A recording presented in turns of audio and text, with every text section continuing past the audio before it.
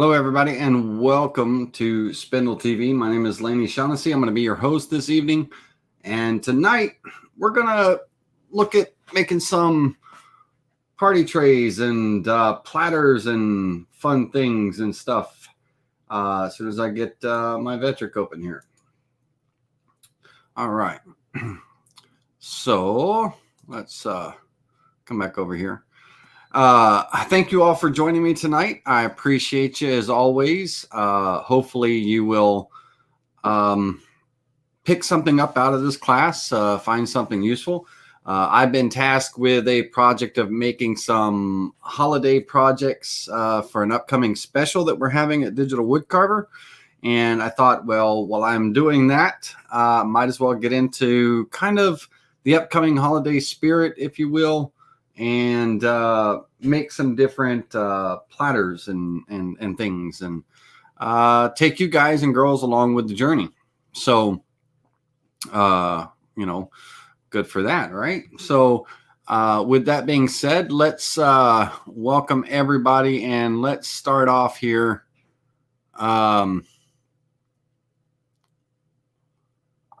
Let's see here. Hopefully you guys can answer Bruce DeGarmo's question about a mill, a source for some certified poplar, looks like. So, yeah, man.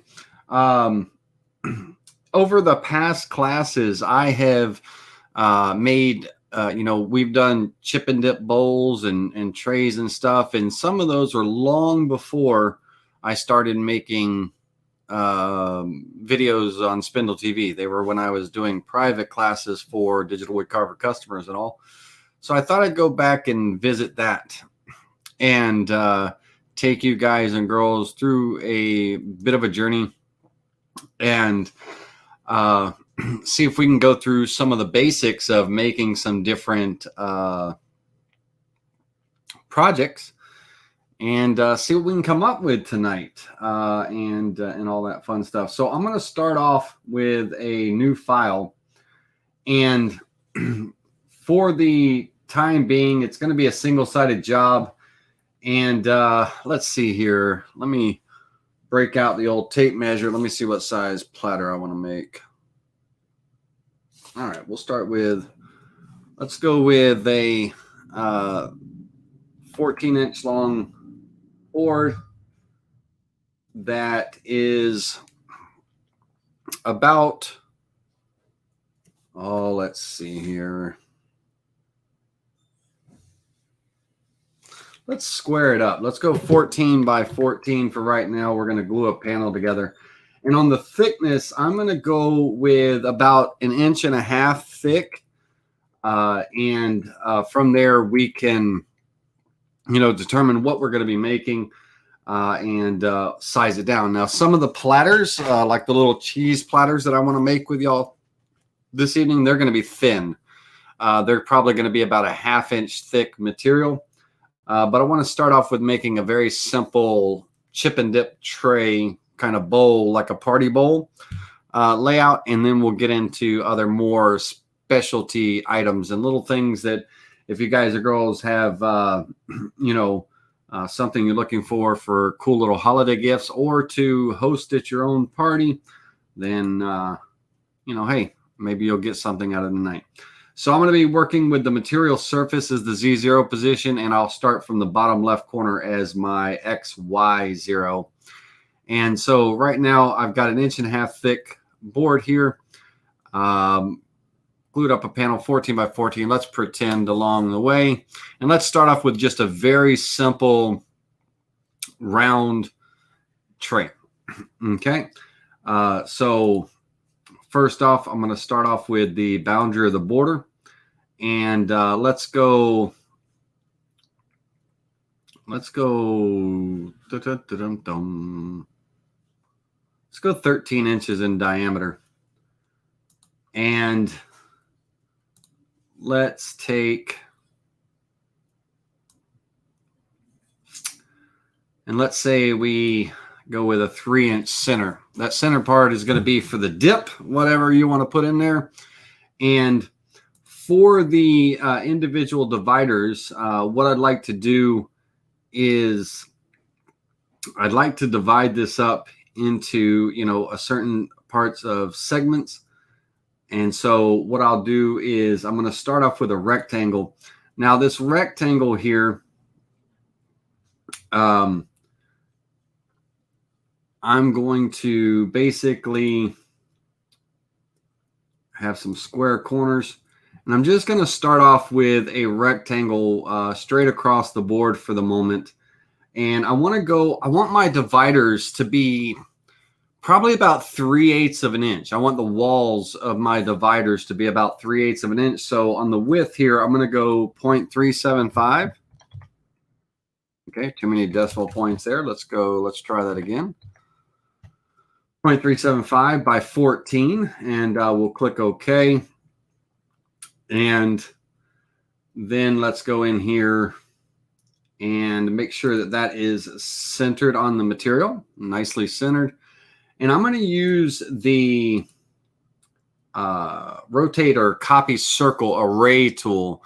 We don't use very much of the array tools and things, when we're together in classes. So I thought I would do a little bit of a circular array tool today. And we'll open that up. And what I want to do is my center rotation is 7 inches and 7 inches because my board's 14 by 14. And now I want to basically determine a number of dividers. Like if I rotate this around 6 times, let's say number of items, 6 items, going 360 degrees around, right? That is going to take my object and maybe it's going to take my object. Are you going to work with me here?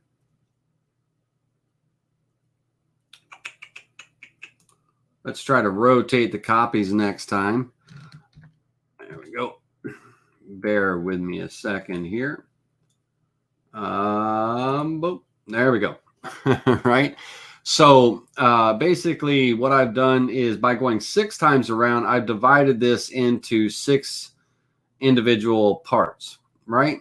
I could go, if I wanted to, let's undo that. If I wanted to take and make the trays, somewhat smaller, I could go 8 times around, right? And divide it into, even more. It all depends on, what kind of dividers and all I want to work with and everything, or how many moving parts or that I want to play with here and stuff. And I think that I would like to have just 6 individual trays. Got to have those Cool Ranch nachos, some dipping chips, some Tostitos or whatever. I think we'll kind of play around with 6 here.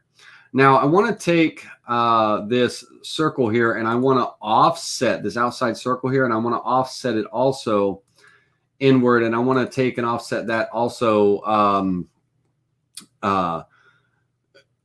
I'm going to go a little bit more than 3/8. 3/8 is what my divider walls are. So I'm going to probably make the rim a little bit thicker. So let's go a 1/2 inch and let's offset that inward. And now I can start to do some kind of trimming and cleanup to create the individual parts, right? So the first thing I'm going to do is I've got some duplicates in here. And if I right click and select all those duplicates, okay, you can see that if we zoom in, you can see I have some highlighted lines. It's hard to see those. A duplicate is usually hiding one line on top of the other and all. So if I delete those, I'll just hit the delete key on the keyboard. I should have just a nice clean line, right? And I also have this guy here. Now, this was a duplicate as well, but the software did not select it. I don't know why it doesn't select it, but it usually always leaves the one, right? I don't know why. But so we're just going to go ahead and select that duplicate and delete it like I just did. Wonderful. All right. Now we're going to come in and we want to go ahead and do some separation of these parts. And once again, remember my chip and dip bowl tray, I went 3 inches. I want to offset that as well, inward, but not a 1/2 inch. I think I'm going to stick with the 3/8 on this, 0.375. I just want to make sure that whatever this center hole size is, and I may end up making this go out a little more. Let's look at this inner size, because I think I started off with a 3-inch ring for a 3-inch bowl, one of those small little serving bowls. Let's see what size this is. So yeah, it's about 2.5. So I'm going to undo that, and I'm going to actually go outward this time. I want to keep that 3-inch center. So let's offset outward that 3/8 of an inch. There we go. And now I can start to kind of do a little bit of cleanup. I'm going to actually use my interactive trim tool. We're going to use the interactive trim tool. Make sure that we have rejoin trim sections selected. And what I'm looking at is I want to work inside these dividing lines here. So I'm basically going to come in and start cleaning up inside these lines. Now, my first mistake was trimming this line right here. So let me undo that. I only want to trim away the inside lines. I want to leave that inside circle intact. So let's come just work our way around here. Work our way around here. Oops, don't delete the wrong line. Okay, wonderful. And now this center area, I'm just going to delete.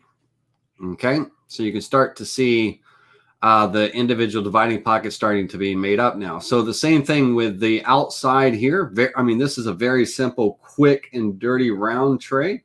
I'm just going to trim away these outside overhangs here. Okay, and then I want to work my way inside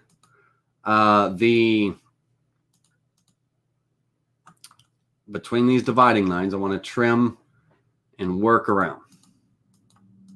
And I'm basically connecting the rim to those dividers, because that's going to be the solid wood. All these individual independent pockets here are what's going to get pocketed out, right? So super simple for those of you that are just getting started in Vectric and you know, carving and everything. Cool little project. Nice little way to, and let me undo that. Let's zoom in and trim that. And voila.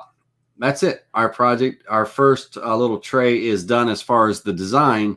Now we want to toolpath this to create our toolpath. Now, when I create the toolpath, I'm going to be utilizing a combination of an end mill. That end mill is going to be my workhorse doing a majority of the work. Most likely probably use my 1/4 inch end mill. And then I'm going to come back with a bowl and tray bit that I'll most likely do the outer edge for the bowl and tray bit. And then I'm going to use a round over like the 2020. It's a 9-inch round over bit. Shank, white side 2050, and because I want to soften up these edges and round them over and all and stuff. So let's start off with our pockets. Let's select all of these, and I have a big bowl and tray bit, but I also have a smaller one with a 3/4 inch diameter versus my larger one that has a I believe it's like 1 1/4 inch. Well, my 1 1/4 inch is not going to get into the corners here very well.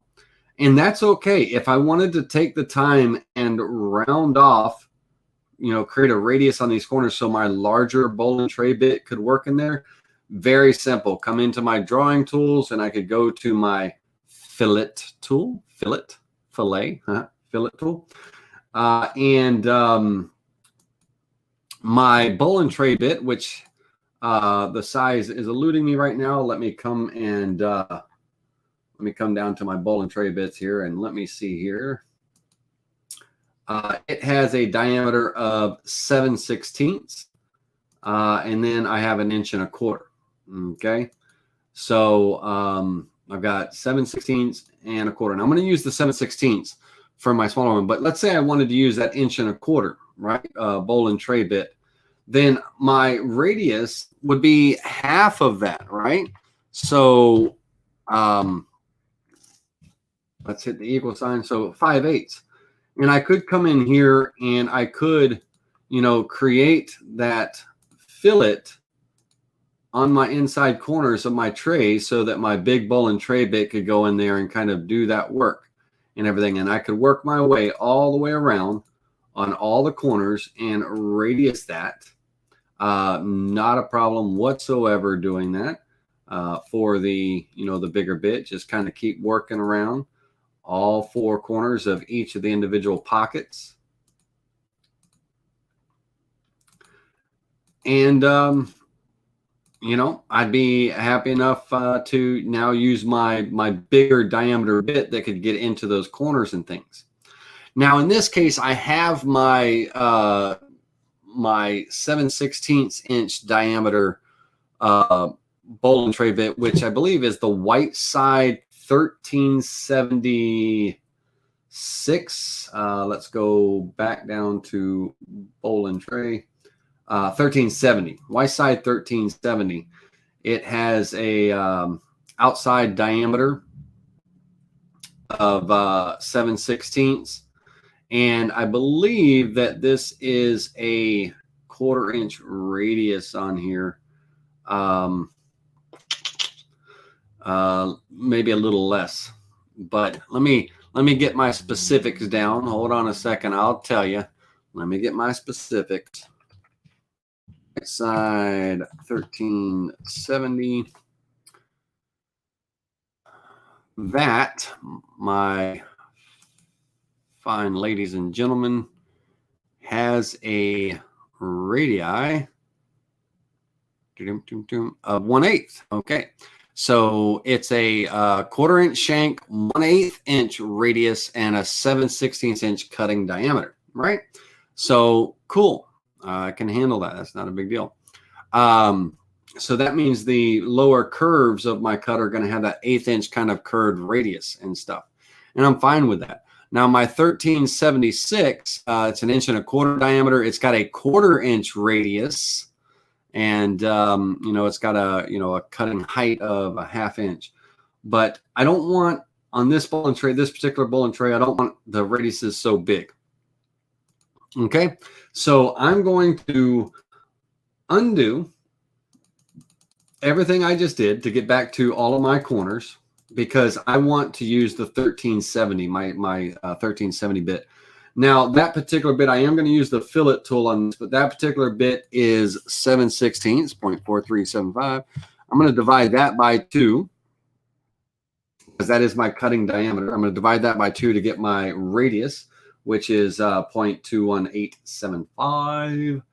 And I want that smaller radius. So I'm just going to go into these corners and slightly, you can see just a very slight radius there. And that's what I want to use. Okay.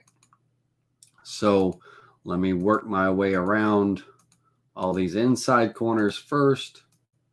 And when you put your mouse over the corner, it'll give you a check mark letting you know if that corner can be filleted based on your settings and everything. And of course it can. We want a normal fillet for this. So that's all the inside. Now let's go through and hit all the outside, and then we'll create the toolpath and move on from this very simple party tray. Super simple party tray. Okay. So now I've got all of my corner radiuses, my fillets and everything. I've got them all exactly where I want them. And since my bit, I could use the whole bowl and tray bit, right? Somebody could say, you know, hey, I don't want to do a bit change. Can I just use that 7/16 bowl and tray bit to do all the work? Absolutely, yes. Okay. And Rodney has a great question.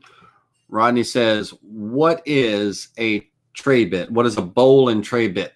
All right, so a bowl and tray bit, I'm going to draw it out. I could show you a picture as well, but let me just draw it out. So imagine we've got a 1/4 inch shank here, and we've got a bit, whatever the diameter might be. That particular bit would have radiused corners. Okay, so it would look something about like this. All right. And of course, the shank would be more centered, right? But the shank would be more centered. But with that radius, when it comes down and cuts those pockets, it creates a nice, from the edge of the bowl to the bottom of the bowl, it creates that nice rounded transition. Okay, it creates that nice rounded transition. So just like the inside of a bowl, it's a nice smooth curve at the bottom of the cut on those edges and everything. From the bottom of that bowl to the side walls of that bowl, we got a nice radius depending on what size bowl and tray bit you use. Now, the bowl and tray bit that I am using is going to be an 1/8 inch radius, which means I'm going to have just a small, slight 1/8 inch curve at the bottom of that cut. And like I said, I could do the entire pocket cut with my bowl and tray bit, no problems with that whatsoever. But on my specialty bits and everything, I kind of try to let my end mills be my workhorses. I let them kind of work, a little bit more than most of them, or than my specialty, not than most of them, than my specialty bit. I like my end mills being my workhorses. So what I'm going to do is I'm going to select all of my pockets, even this inside pocket. That's where the dip goes. And I'd like my pockets. Now this is going to be 1.5 inches thick. Now let me come in to you here for a second. And so I'm going to have 1.5 inches thick material. And I could get creative. You've seen pictures on Google of different chips and dips bowl trays where they use different layers of, walnut and maple and walnut or cherry or what have you. They have these contrasting colors. So that way, when you pocket out, it's a nice decorative looking bowl inside and things. And just Google, wooden chip bowls, wooden party bowls, whatever. And you'll see these different things and all kinds of different looks that they do, and some pretty cool stuff. But my particular piece, I'm not going to do layers or anything like that. I most likely I'm going to make it out of walnut kind of thing, and just have a nice decorative bowl, a classy bowl that is not just specifically for the holiday. It could be a centerpiece for my table for any type of dinner event or family gathering or what have you. It's a useful thing, not just to be pulled out on the holidays and all. So with this 1.5 inch thick bowl, I want some sort of deep pockets, right? So I'm going to go 1 inch deep with the pocket cuts. And I'm going to use my 1/4 inch end mill. So we're going to remove that 16th, and I'm going to use my 1/4 inch end mill here. If you got a 1/2 inch end mill, do that too, whatever, right? And all. And now here's the thing. I don't want my 1/4 inch bit coming all the way up to the edges. I want to leave some meat. I want to leave some meat for my bowl bit to do an inside profile cut and clean that up. Now, I only want about half of my bit doing the work and everything. I don't want it to have to take a whole lot of meat, but I still only want my pocket cuts to, only clear out the center, And so with that, I'm going to come down to my pocket allowance. Okay, right down here. And if I use a negative number, that's going to make my pockets bigger than what they are. If I use a positive number, it's going to make the pockets smaller. And that's what I want. And if you remember my radius of the cutting diameter of my tool that I'm going to be using is 0.2188, right? So that I'm going to use that number as my pocket allowance. Okay, 0.2188, and you know, it was 0.21875, but it rounds up to 0.2188. I'm happy with that, no big deal. And once again, I'm going to select all my inside pockets. And when I calculate this toolpath, and I'm just going to call this inner pocket rough 0.25 EM in mil, right? And so I'm going to calculate this cut.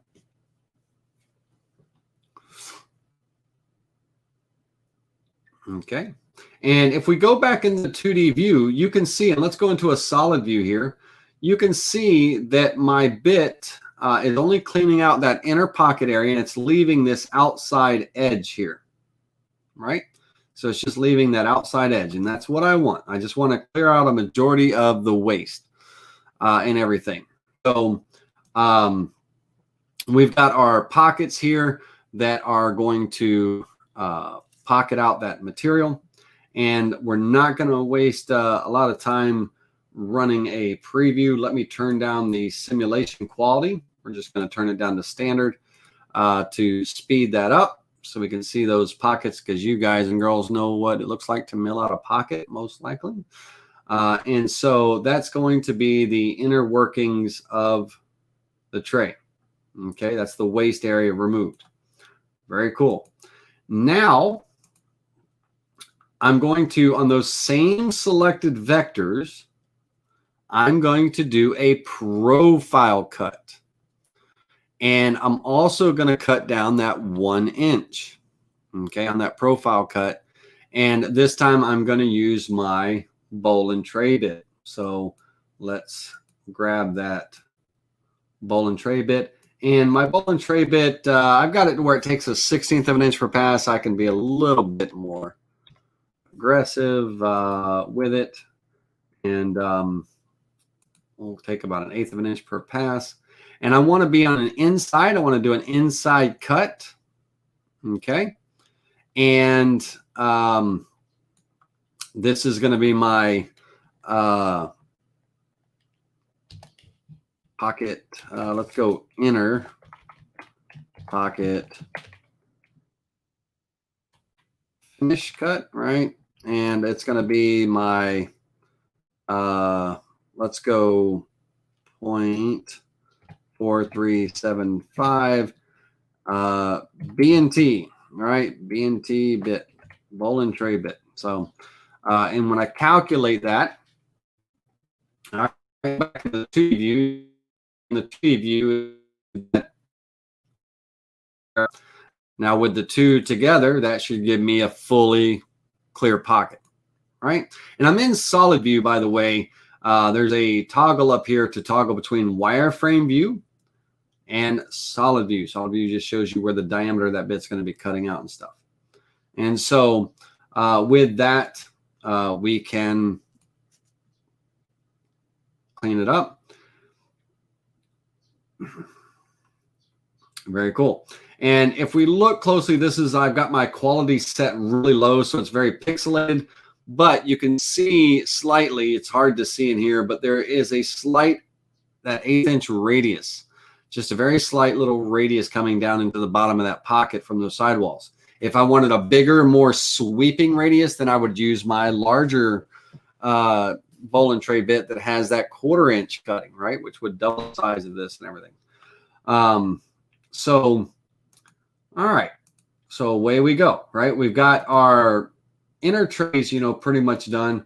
Well, now the last step for me is cutting it out, right? Doing the profile cut. But before I do the profile cut, I want to round over all these inside and outside edges.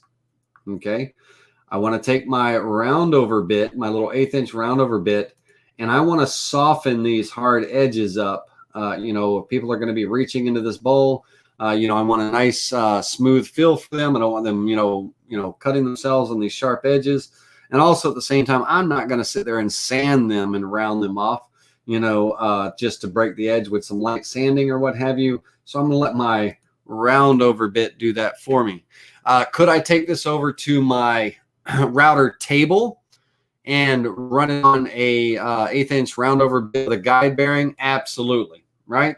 But I happen to have a 1/8 inch round over bit that I can throw in my CNC as well. So I'll let it do that. So I'm going to select all the vectors here. And we are going to do a profile cut. And on this profile cut, my cut depth is going to be based on my bit. So let me illustrate the bit for a minute.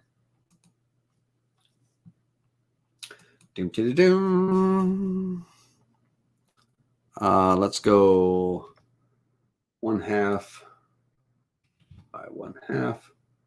Let's create this rectangle here.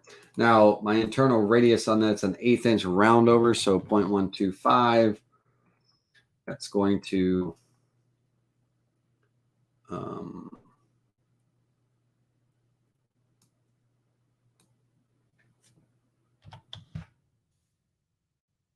let's fix this real quick.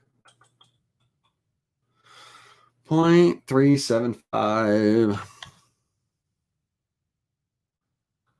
Okay, very cool.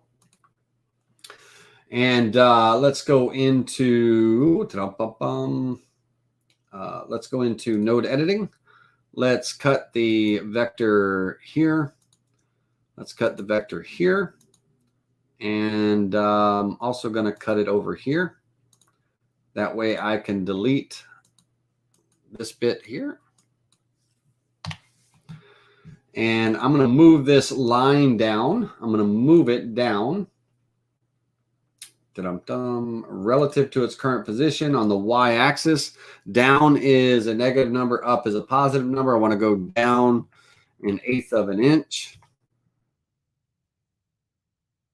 I want to connect these two objects together here with a straight line, join with a straight line.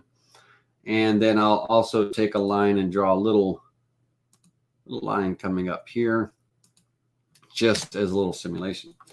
Now, my round over bit, from the top of the round over to the bottom of the bit, it's 1/4 of an inch.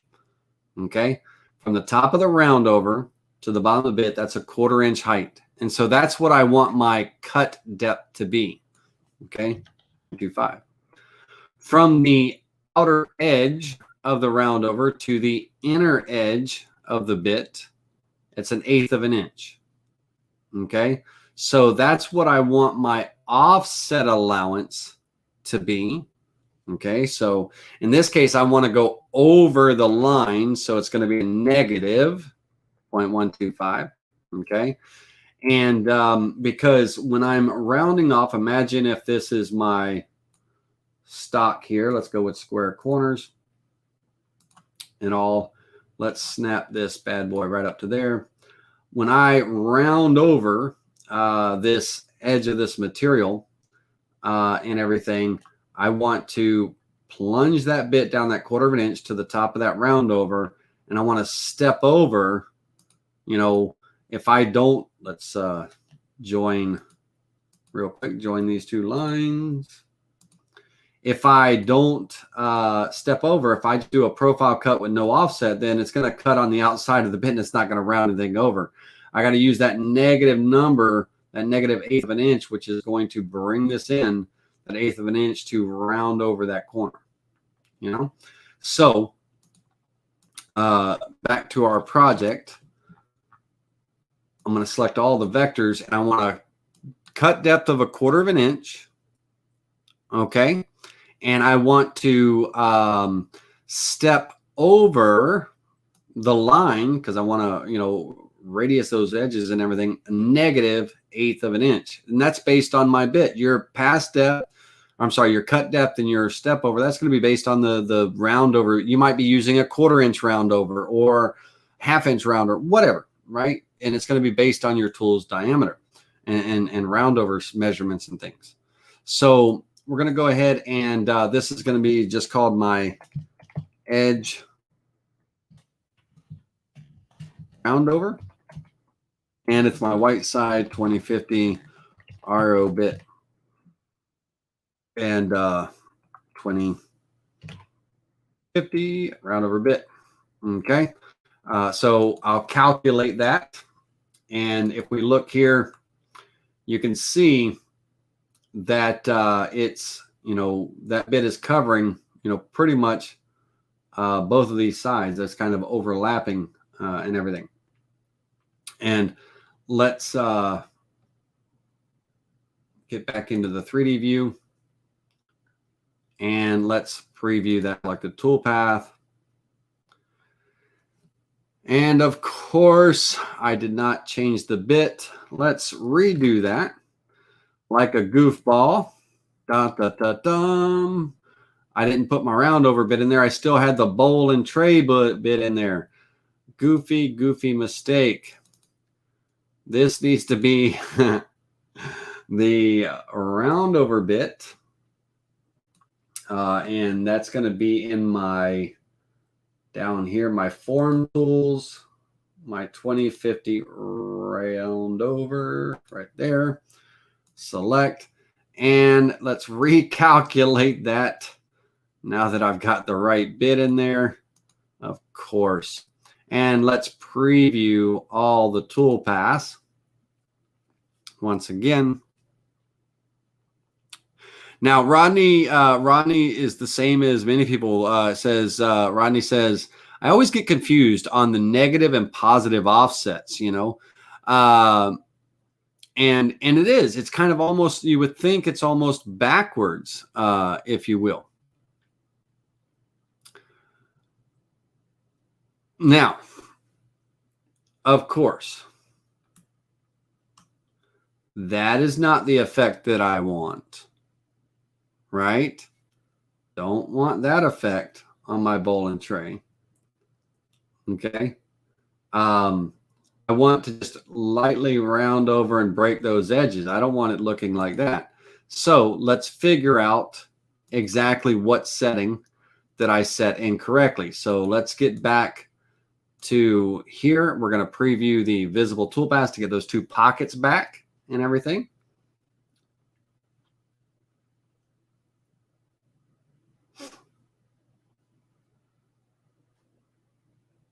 Okay.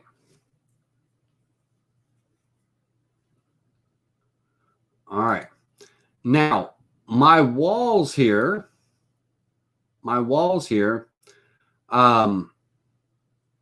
when I created that negative effect, and here, Rodney, pay attention to this.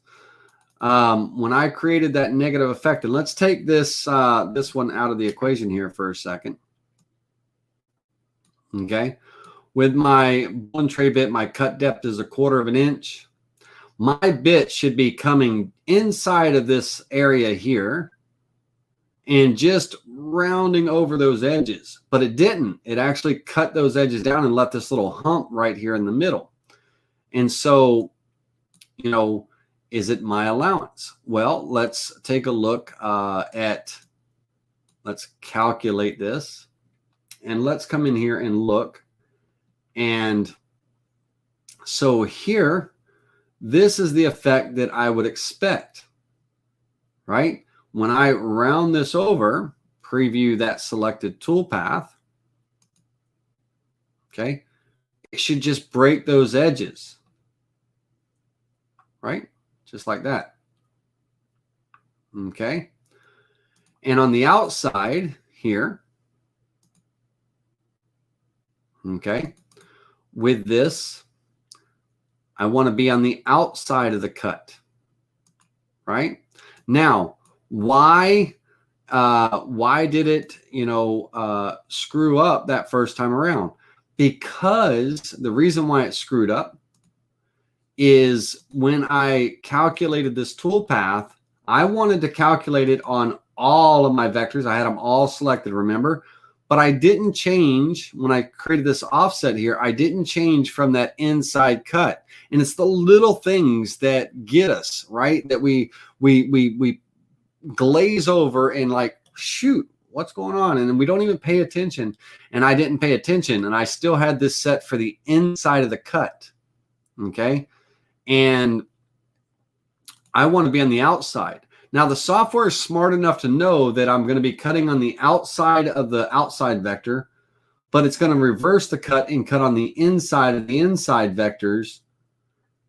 And the same would have went for if I'd have done inside, it would have cut on the inside of the outside vectors and the outside of the inside vectors. And that's what I did. It kind of screwed it up. I need to make sure that I'm on the outside of that cut, because when I calculate that toolpath, okay, I should be able to now have that result that I want where I'm just breaking those edges, right? So my bowl and tray bit's going to come and do those nice radiuses, and then my ball or my round over bit's just coming and breaking those edges, and that's what I want. And the reason why it looked so funky the last time is because I completely glazed over. I was so worried about the offset allowance and everything with the bit, I completely glazed over and did not realize I was on the wrong side, right?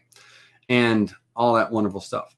Now, Roger, Rodney had a question, saying I always get confused with the not negative and positive of this offset and everything. And basically, think of the bit. Let's see here. Let's do for right now, we'll do a 1/4 inch. Let's do a 3/8 inch diameter circle. We'll just bam, throw it right here. Okay.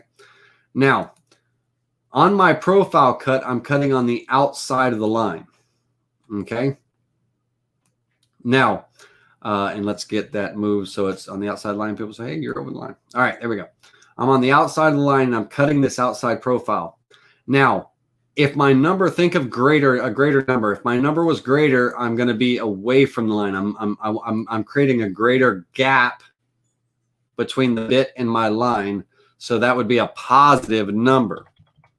Okay. If I'm creating a smaller gap, I want my bit to, go over the line. I'm reducing, I'm going down. Just think about almost like if you were cutting into your wood, you're going into a negative direction, right? Well, I'm going to be cutting into this line. So it's a negative number. Okay. It's a negative offset. All right. So the greater that I want to be away from my line is a positive number. The more I want to be over the line, into the cut and dig into that cut more, it's a negative number. I'm going negatively towards that cut. Okay. I don't know if that makes sense, but that is, what we're doing. Okay.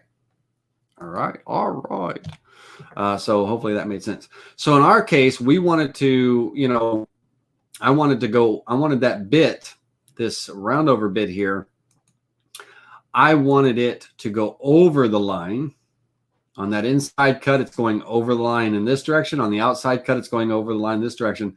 And I'm reducing that cut, so that's a negative number. If it were positive, then I would be away from the line with that positive direction cut. I'm creating a positive gap, between the line that I'm cutting on, or the bit's following, and my bit. I'm creating that gap. That's a positive number, right?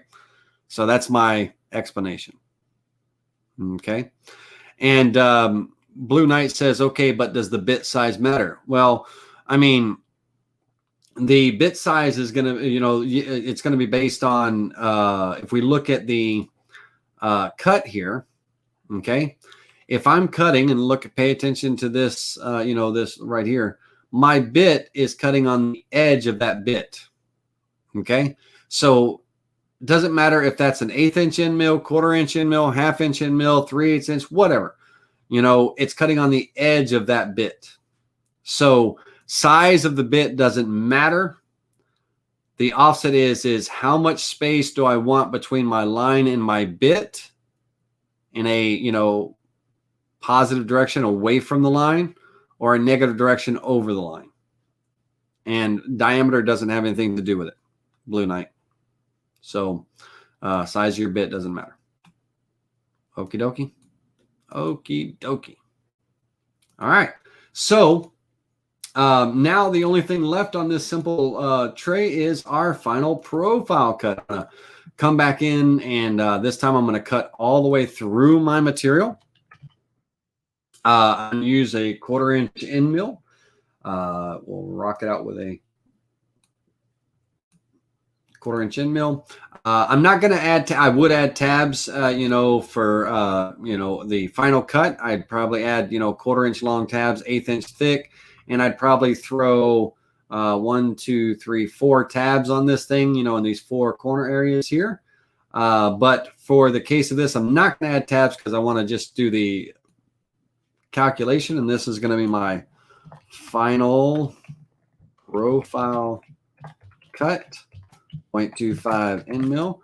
Kind of trying to get into the habit of naming the tool paths and stuff, and we'll cut that out. And there's our party bowl, right? Super, super simple. Okay. Super simple, very easy to make, very fun. And man,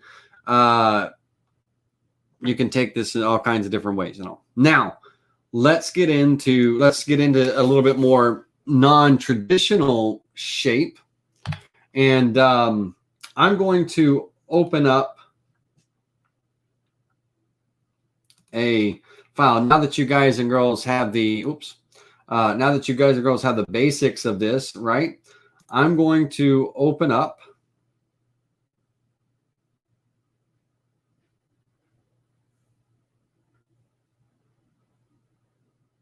what am I going to open up? What am I doing here? I want to open up another V card.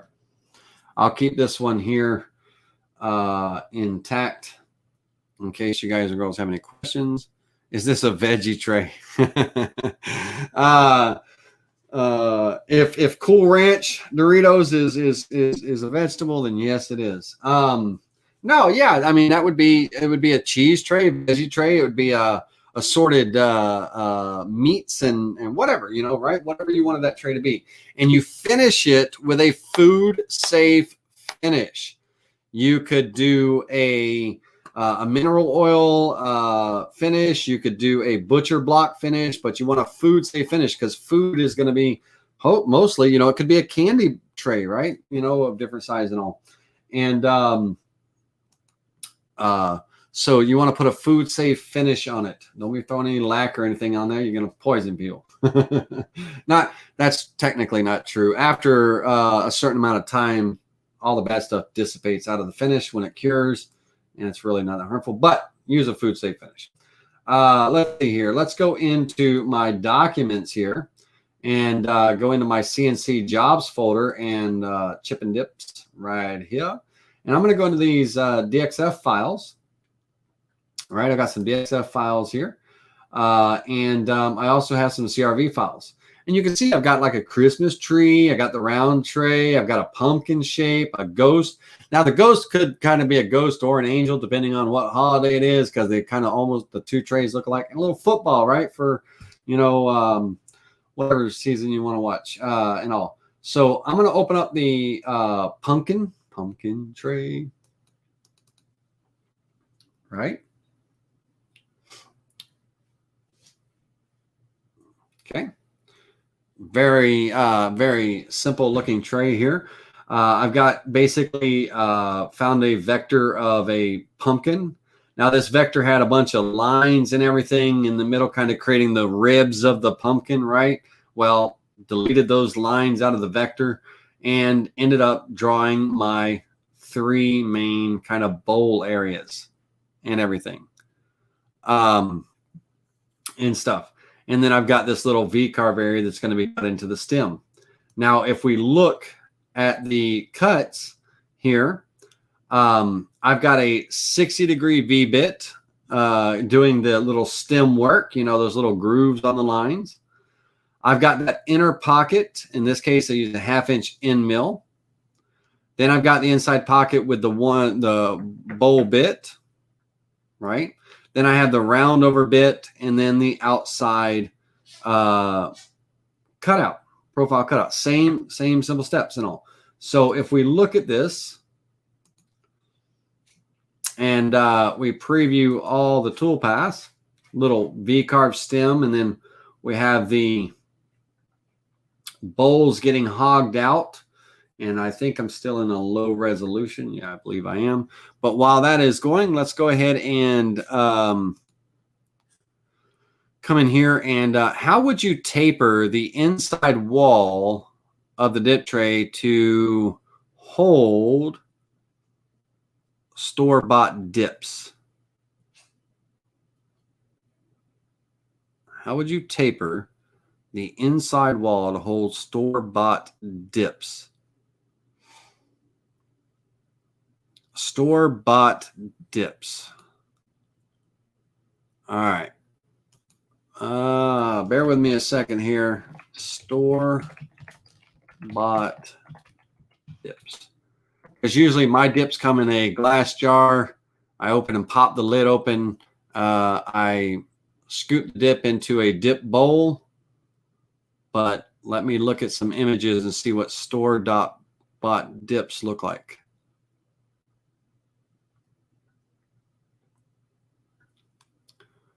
Okay, Robert, I got to pull this one over onto the big screen here. Robert, help me out here. Are you talking about like something that has like this hell of a good dip that has this taper here? Or is there something I'm missing? Because, you know, most of my dips I get, you know, come in glass jars or these butter dishes, and they get opened up and they get put into, you know, a dipping bowl, sort of like this here.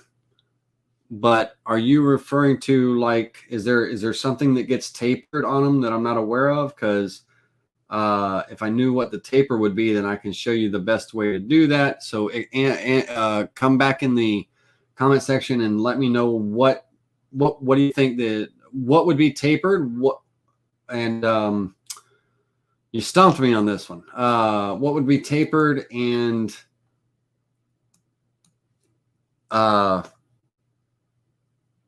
do we know how much of an angle? And while he's doing that, so here's the pumpkin bowl, right? Very simple, same process. Got our pockets, got our nice little round over bowl transition at the bottom of that cut, the round over to edges to soften it up in the grooves. And once these basics that we just did with that serving tray, that round serving tray, any shape that you wanted to, you know, throw at this at a chip and dip bowl and tray,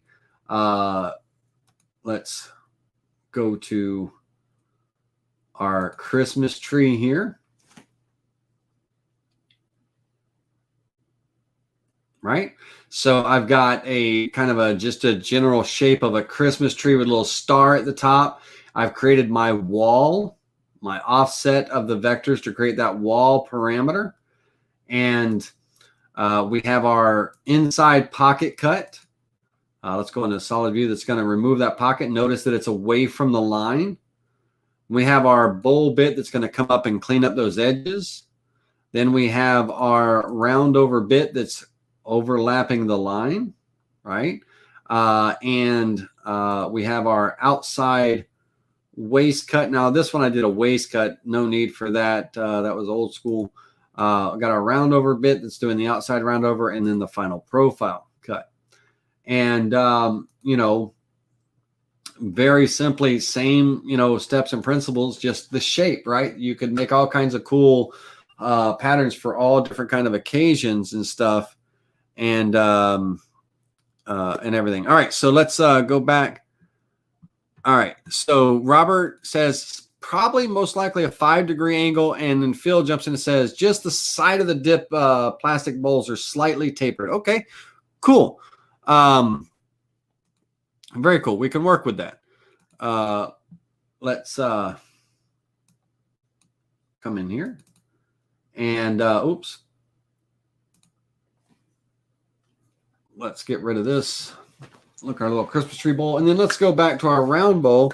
And now it would just be the dip area that would be tapered and everything, because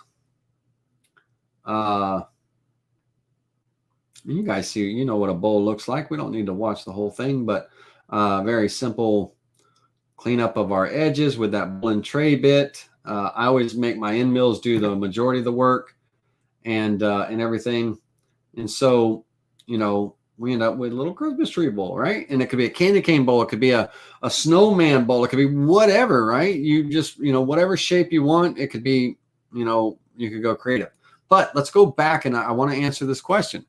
Let's go back to here. Now, let's draw. I'm going to draw a side angle view, and let's pretend that this is my pocket cut, right? 1 inch deep, right? And that's oversized, but let's pretend that this is my pocket, my bowl pocket. And then let's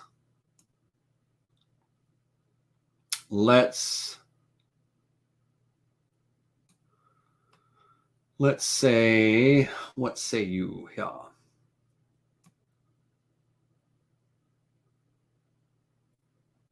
Bear with me a second. This will make sense in a minute.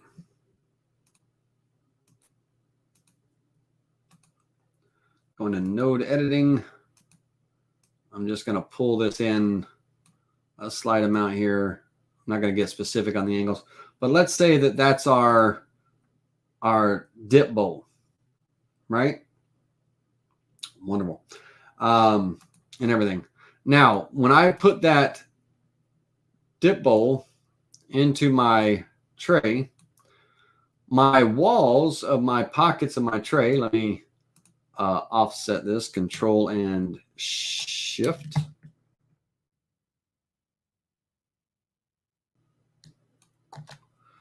And let me pull this back up. There we go. Now, on my inside pocket and everything, you know, my bowl tray comes down and the lip of that bowl sits on the edge. And so the taper, you know, it's not going to hurt anything that this inside's not tapered, you know, it's just open air, right? So it fits. But what the guys are asking is, okay, hey, how do I taper my inside walls so that they fit my chip and dip bowl tray, my chip bowl better, right? Whatever the case may be. Okay. So let's see if we can answer that question. Now, if I had a spire, I would create that model, right? But I don't have a spire. So what are my only other choices? Well, I can basically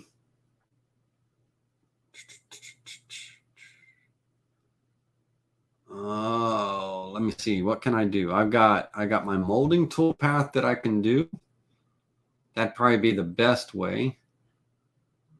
Or I could use a wide angle V-bit and do multiple passes and have it step over at each pass so it creates a ramp coming up, but that's not as accurate. My chamfer tool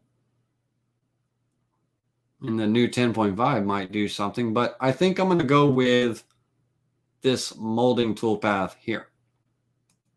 Okay. And before I open that, I want to create my profile. All right, cool. So let's create the profile. So my pocket is a 1 inch deep pocket. Let's get square corners on here. Square corners. I need a 5-degree angle. So my bit that I'm going to be using really is not going to play a role on this. I'm going to be using a ball nose bit. So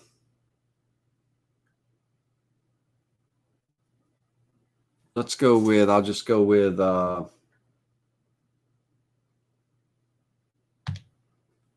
inch. We'll just go, we'll go 1 by 1, 1 by 1 square. Not 0.1, 1 by 1. All right, cool. Now I need a 5-degree angle. Okay. So let's see here.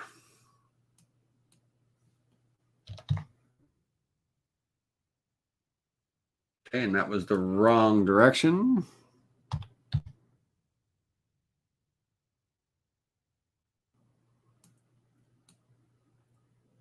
Okay, and so I'm going to go node editing. Actually, I don't need. I'm going to be wrapping that around. I need to be on this side here. And I need to change my angle.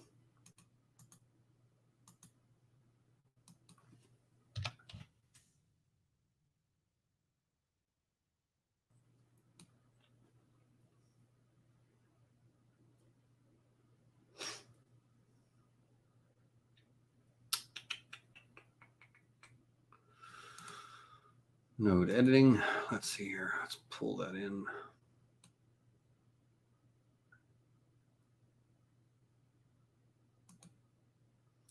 All right, let's get rid of this bottom line. Can't use the bottom span in a profile. And I'm also going to cut the vector here. And I'm going to delete this. All right, let's get rid of that line there. And so I have this angle cut right here. And that's backwards. If this is going to be, let me look at my bowl again. Don't do that. Get out of node editing. Move this over here. If I'm going to be traveling that around, that line needs to be outward. That angle needs to be outward. Let's go into node editing. Delete that point and let's pull this outward. Let's assume that's a 5-degree angle right there. You'd be more precise. All right, so in my molding tool path, I could select the path that I want to follow, the angle I want to follow, and that's going outward. So it's cutting in the wrong direction. Let me reverse that. This one here.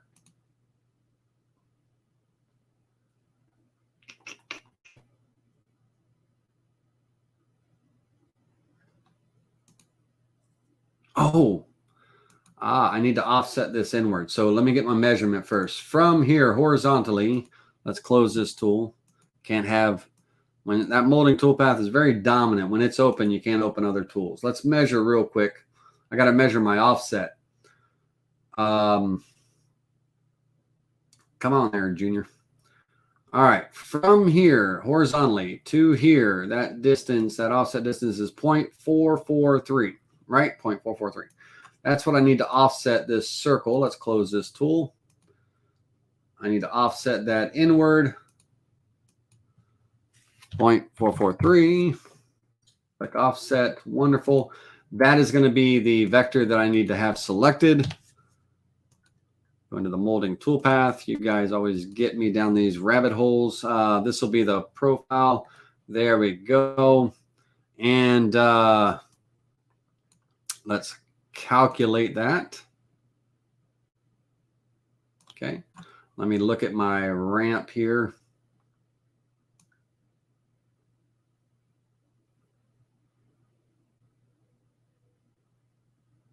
Okay, nice. Now I need to, should have went a little bit more. I'm getting a little bit of overlap right here, but that's okay. What size bit did I use on that? Let's see here. My 1/8 inch ball nose bit. So let's reset that preview. We'll preview that visible toolpath.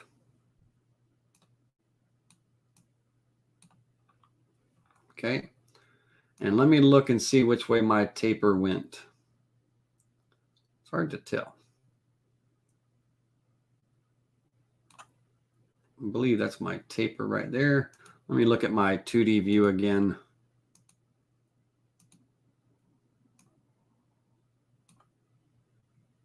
Yeah, my taper is going inward. Okay, good.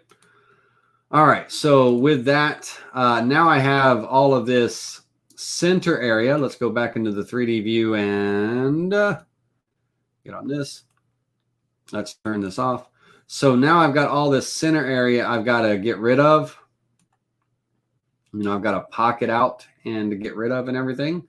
So that bad boy,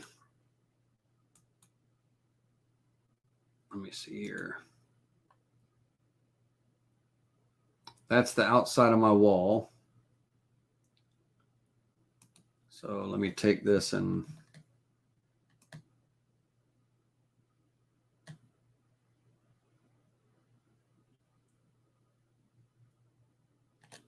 I got to clean out my pocket. Let's pocket this cut. Let's pocket cut this vector the way it is, and let's see what we got here. Pocket cut going 1 inch deep, 1/4 inch end mill, calculate.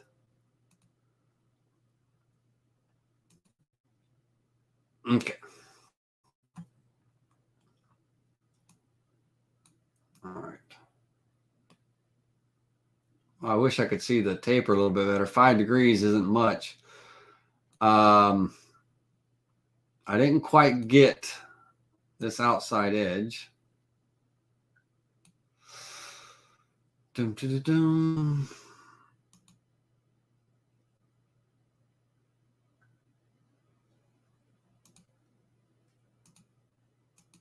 See how tall my vector is here.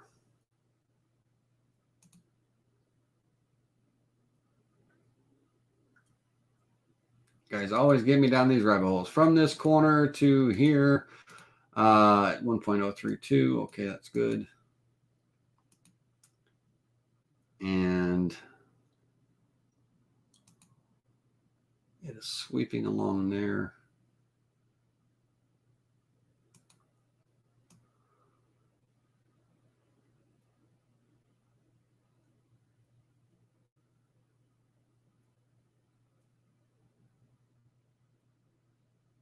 It is tapering the correct way. I just can't tell from the angle.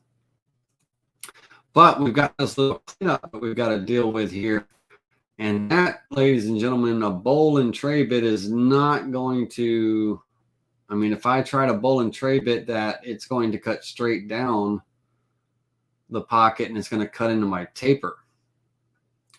If I, you know, try to clean it up. But that is, yeah, Blue Knight. I don't know why we're wanting an angle. I'm kind of lost on it myself, but let's make our angle a little bit more extreme so we can see, so I can see which way that taper is flowing.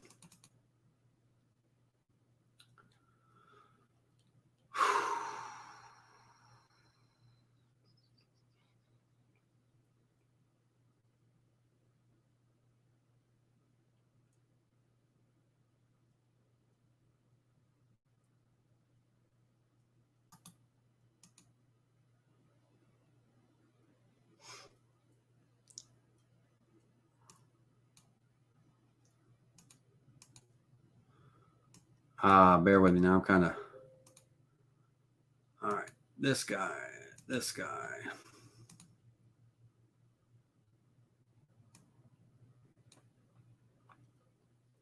Reset this preview the selected toolpath.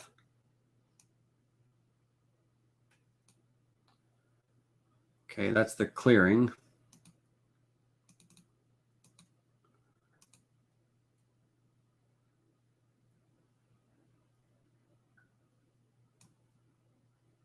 So there's our taper. Now I've got to get a pocket cut to clear away all this inner stuff.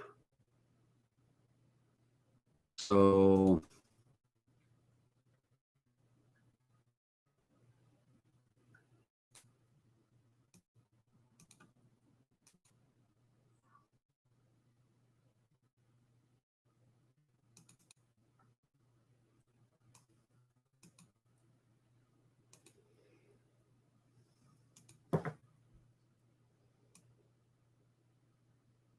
okay, so that would be the inside taper of the bowl area.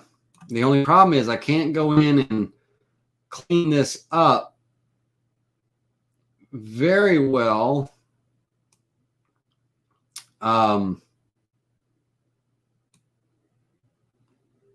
Unless I do an inside profile cut, it's going to be a weird transition, but though I got to get it just exactly right. On my pocket cut here, basically there's a little lip right here. And so I could do an inside profile cut, inside the cut, 1 inch deep. I'm going to do an offset allowance. I need to go past this line ever so slightly. I'm going to just go a 1/16 of an inch for right now because I don't want to screw nothing up. Let's use the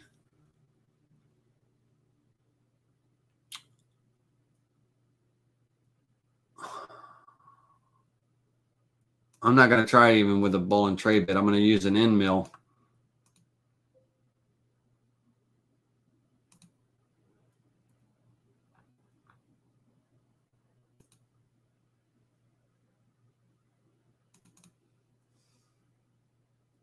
Oh, negative. Got to be negative, guys. Negative number.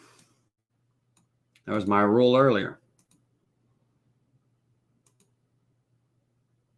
Okay. So I could do something like that, but that would be my taper. That's how I would create. That's how you would create a taper. In the project and everything. But again, I don't really think it's necessary. But I don't know, right? Who knows? It might be. Delete all visible toolpaths. Let's get rid of that. All right, so let's see if we can go back and figure this out. Phil and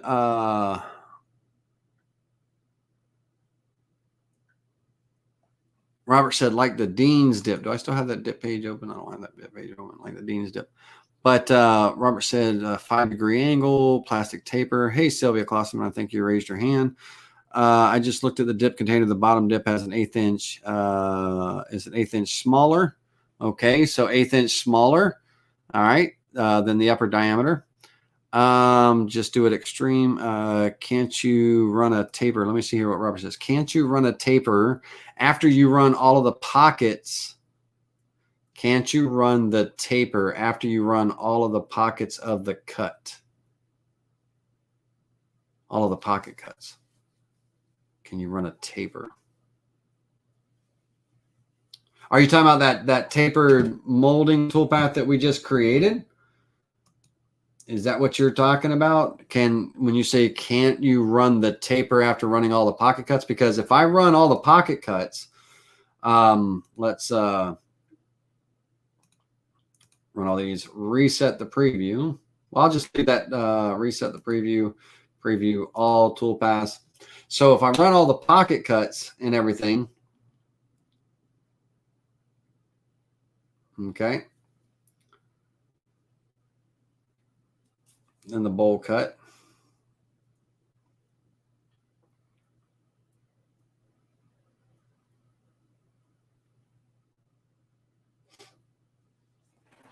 okay.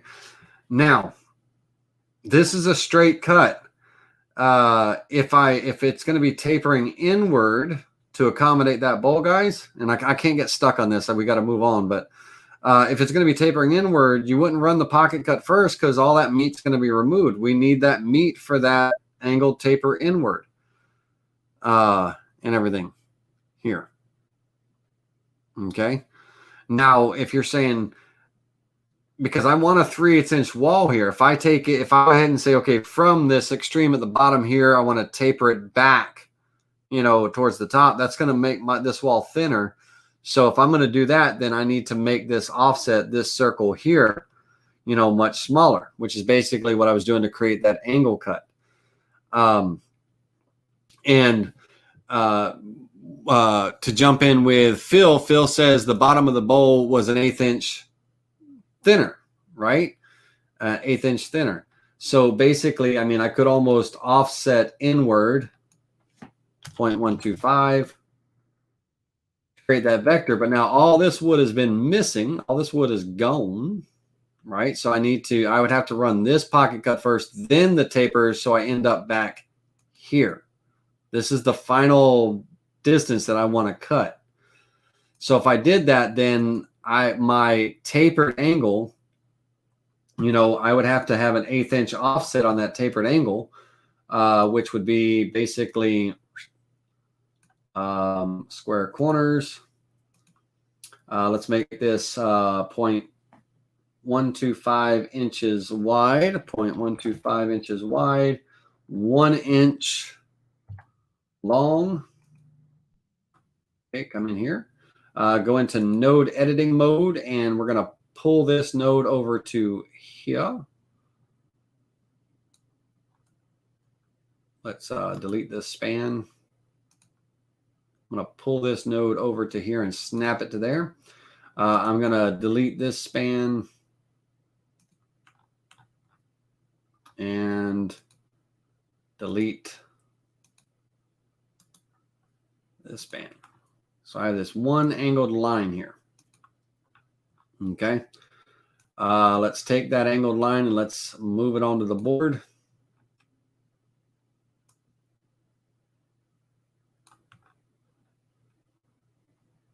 Okay, that's my 1/8 inch tapered inward. I should be able to, with just that open vector there, I should be able to come into the molding toolpath. I should be able to select this, hold down my shift key and select this, and it should draw those lines right straight out. And they should dead end into the circle where I want to finish. Great. Happy with that. No problem there. Calculate. Another tool. A tool was not created. Oh, the end mill. We don't need the end mill. Calculate. Oops. Check that there is either enough space to fit the entire profile across the rail contour with the overlap itself. All right. So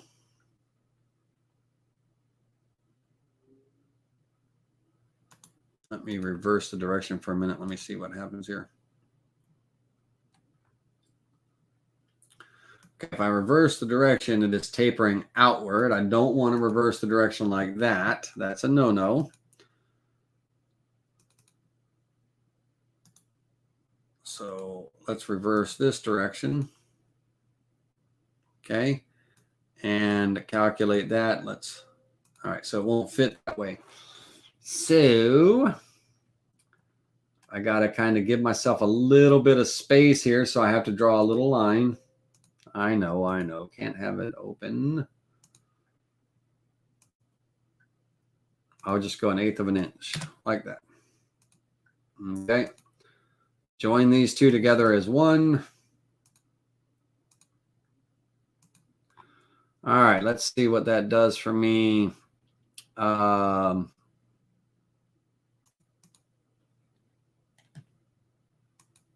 See, that's bringing me over that line, so bear with me a second. Offset this another 1/8. All right, last time, then we got to move on. There we go. All right, so my model depth, cut depth is 1 inch. Great. Ball nose, great.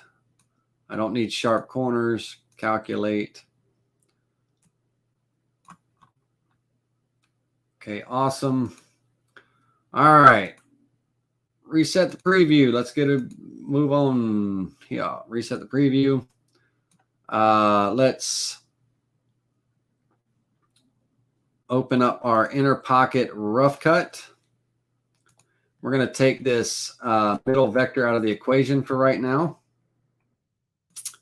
Calculate that.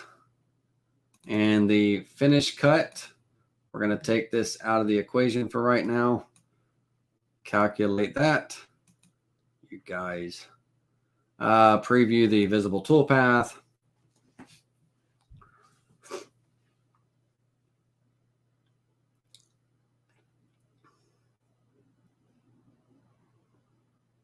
Okay, let's close that. Let's grab our swept profile. preview the visible toolpath.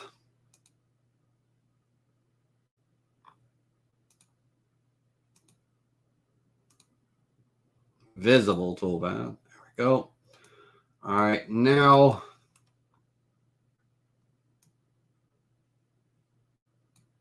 the pocket cut. Got to clear out that pocket. This guy right here, when he gets swept, he goes to here. So I have this meat left right here. And that's all my pocket right there. And just grab this.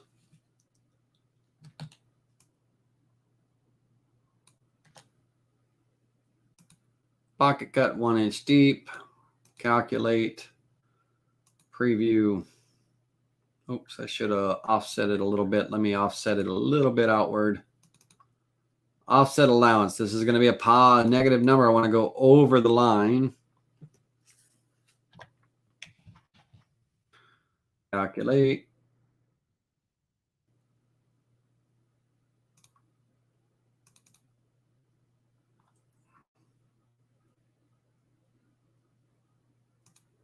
I just said I want to go over the line, and I didn't hit my negative sign.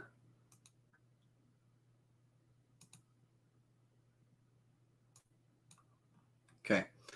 Now, I don't know what to do about this lip that keeps presenting itself, and I can't explore it right now, guys and girls. We got to move on. We got a lot of things to cover, but that's how, I mean, you would create the taper. Why you would want to do that, I have no clue. Because a tapered bowl will sit down into a straight pocket. You know, I can't fit a square bowl or a straight bowl into a tapered pocket. I can fit a tapered bowl into a square pocket. So I'm kind of, I'm better off going with the straight pocket and putting the tapered bowl or dish or whatever in there, because it's going to sit on this lip with its rim. It's going to sit down on that lip. I'd much rather do that and have this a little bit more versatile than limiting it to those types of chips and dips that could get discontinued down the road, right? So anyway, that's how you would create the taper. I've got to move on. Hopefully that was somewhat of an explanation, but it would be a molding toolpath. Draw your angle, get your offsets right, and that will be that.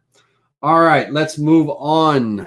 And no problem. Don't ever apologize, Robert. I'm trying to do my best to answer the questions as much as I can, but you know, sometimes it takes us down a rabbit hole that we just can't go down too far. No big deal. All right, let's so we've talked about, you know, the different you know, the bowls and trays and the similar toolpaths, very same toolpaths, but just different designs, right?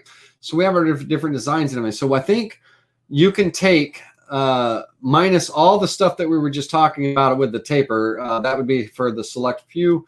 You guys take that and run with it. Everybody else kind of just stick to the basics so you don't get your head confused, because I'm even confused right now, and that's a little tough right now because it stressed me out. All right, I'm OCD. I really am. It's going to drive me nuts now, and I'll sit here all night as soon as I'm done with y'all and figure it out. If I figure it out, I'll explain it to you next time I see you. But and I don't think that's ADD, not OCD, or one of those DD words. It's going to drive me nuts now. But anyway, we got the basic concept of how to create those different shaped chips and dips bowls. I don't care if it's the shape of a football, a candy cane, a dang snowman, whatever. Same principles. You have your inside pockets. Those inside pockets are going to have an allowance that are, and it'd be a positive number because we don't want to cut all the way up to the line. And we want to leave a little bit of room there, that whatever our radius is on our bowl and tray bit, that we leave enough meat there that it'll still radius to create that bowl, because that bowl and tray bit's going to be doing an inside cut and you know, creating that radii. From there, we're going to do a nice little round over, right? The roundovers are going to kind of do the cleanup of the edges, and then we finish up with a profile cut, cutting the part out. Add some tabs. You can see here in this particular project, that if we look closely, I've got tabs hiding in those grooves down in there.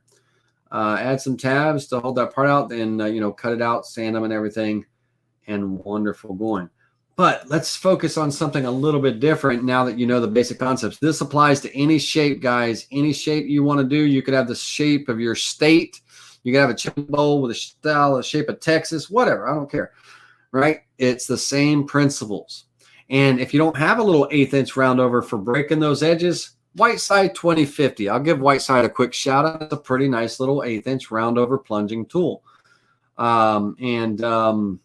The Whiteside 2050 is a good little round over for rounding over the edges of your bowls and trays and things like that.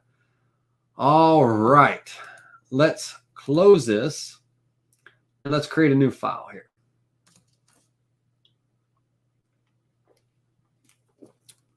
I just took a drink of Sprite. I needed that, Carl. Thanks, man.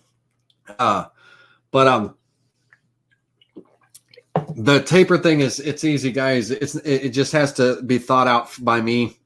It's the same principle, but to get rid of that lip that's happening at the bottom, that's what's driving me nuts. Why is that lip there? What I want that taper to go all the way to the bottom of the cut.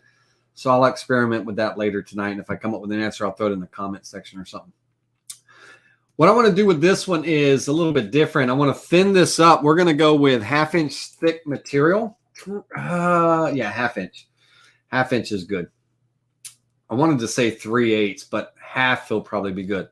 I want to go with a skinnier board. I don't want to have to glue up a panel for these. So I want to go with a board that is at least 20 inches because I want to be able to get at least 2 of these things that I'm going to be making out of one.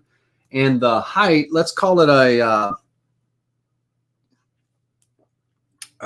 let's see here. Let's go with a 1/8. 7 1/4. 1/8.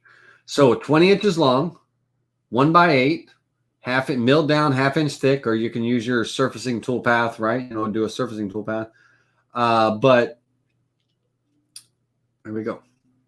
Now, these that I'm going to show you here, they're not my design by any means. I've seen them out there on Google and YouTube and all that stuff.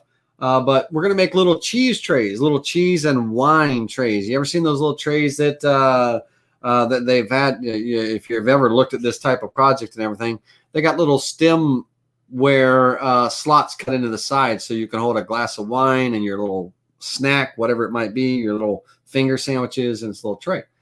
Well, that's what we're going to do with a nice little twist. So let's first of all, I want the width of this to be roughly about 8 inches wide. The height, I'm going to say probably about 6 to 7. Let's go 7. Let me see here. Let me look at that. Let's go 6 1/4. I want just a little bit of a, there you go. Almost kind of oval shape, which in a way it is, but almost kind of like that egg shape there. All right, cool. Now, I want to create a area here, and this is going to be a little thumb pad. I want to rotate this. I'm going to hit the number 0 key on my keyboard, and somewhere right around the edges here, imagine, if you will, let me see if I can go into full screen. Imagine, if you will, if I'm holding this tray. I don't have anything flat. That's not flat. Imagine if you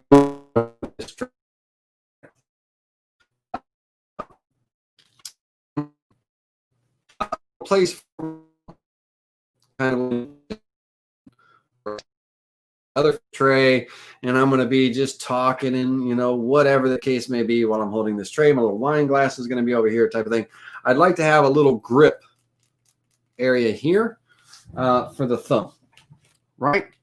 Okay, so that's what we're kind of creating here, a little grip pad. And so the position of that, I'd have to experiment with it a little bit to see exactly where it would fall. But I'm assuming that I'm going to assume under the assumption that from here to here is well over a half an inch away. Let me see here. Comfortable for me. Hold on, I'm measuring it.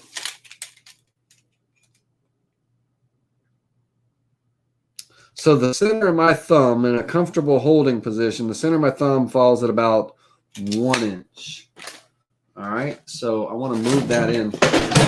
Oops, sorry. I want to move that in. Let's get rid of this. And let's move that in. There we go. That'll be the thumb rest. Okay. Somewhere right about there. It's going to be a nice little pocketed little pad here. Okay. Now, I don't want this to be a pocket cut, cutting straight down. I want just a nice gradual kind of little pad here. So what I'm actually going to do on this is I'm going to actually use my clip art because I'm in VCarve Pro, right? I don't have Aspire, right now to, make this little nice smooth transition. So I'm going to use my clip art and I'm going to use my domes and dishes that came with the software. And I clicked too many times. I'm going to come down to my domes and dishes. And I want a 30-degree dome here. I'm going to drop it, drag and drop it on here. Okay. And I'm going to size it down.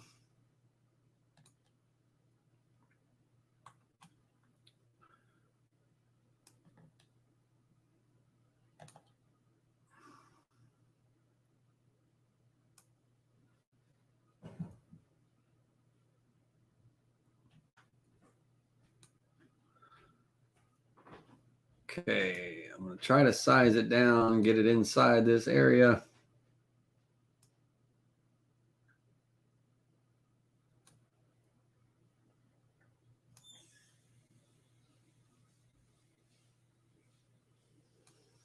It's wanting to maintain its aspect ratio. So let me do a little stretching here. There we go. Let me do a little stretching this way, and then I'll rotate it. I was pulling it the wrong way. Let me hit the number 9 key on my keyboard, and we'll get it up here about like that. And let's do a little bit of a slight freehand rotate. Nice. And now let's see if I can hold down my shift key and slightly move in a little bit. Not too much.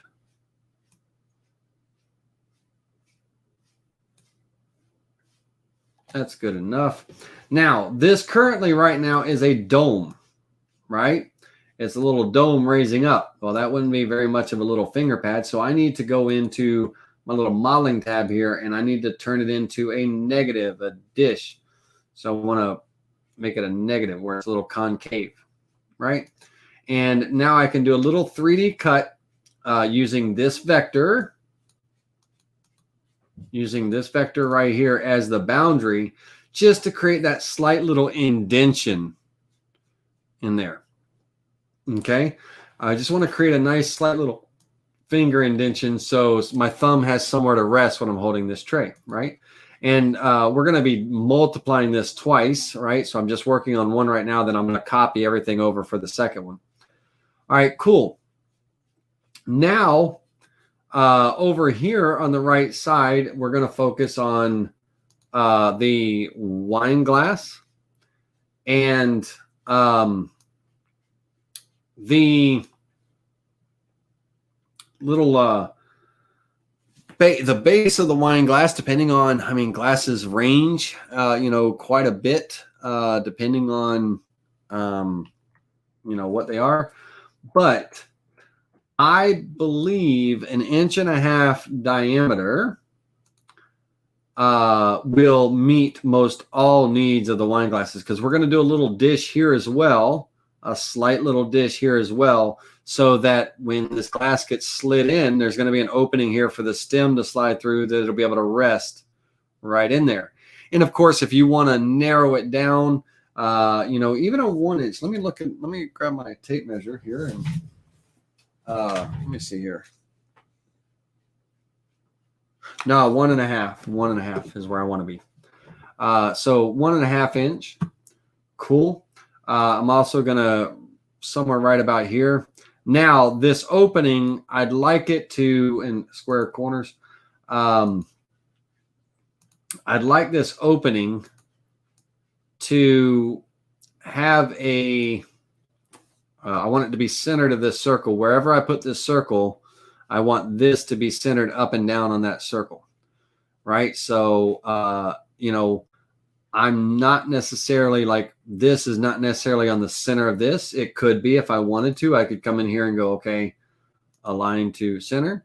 And then I could take this guy here and align to center. And then, I'd be right in the center of that stem kind of deal.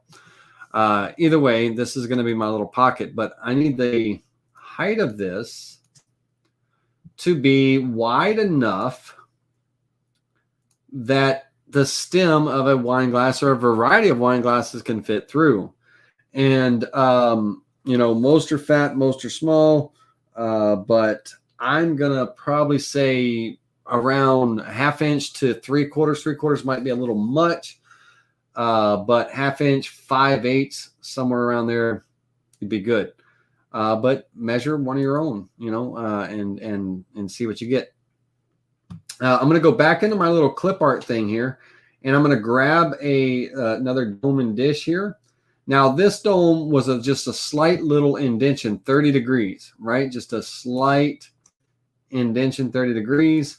On this one, I'm going to go just a little bit more. I'm going to go with a 45 degree, and I'm going to drop this over here. And these models come with your Vectric software, so they're there. I'm going to hold down my shift key. I'm going to size this down. Now, basically, I'm not going to sit there and try to fiddle with it. I'm just going to size it right where it needs to be. And it needs to be 1.5.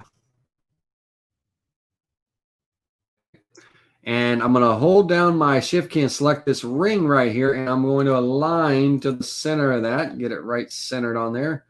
And again, in my modeling tools, the properties for that 45 degree dish, I want to make it a negative. I want it to be a little dip. Okay, little dip right there. Just kind of almost like a slight little pocket for that glass to rest in, to kind of catch it and hook it, kind of thing. Cool beans. All right, now that we have those main areas and everything, now I want to create a nice little recessed area in here for my snacks, cheese, little finger sandwiches, little pigs in a blanket, whatever, right? Whatever is going to be. So what I'm going to start off with is I'm going to start off with offsetting. I'm going to hold my shift key down. I'm going to offset this oval kind of inward. I'm going to stop right here, focusing more on this side. I just want to be past that thumb catch a little bit. And first of all, hold your shift and control, because I wanted to make a copy of that. So shift and control. So I'm pulling a copy in there. There we go. And control Z is undo. So I just hit control Z and then redid that. So as long as I'm in transform mode, control makes a copy, shift keeps it centered, and holding those two and pulling that corner bracket in allowed me to create this copy. Okay. Now I'm going to pull this down a bit, and I'm going to kind of shape it, right? I'm going to kind of shape it.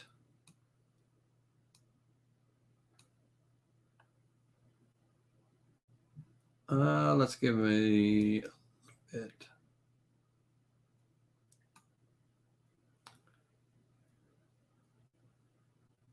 That looks good.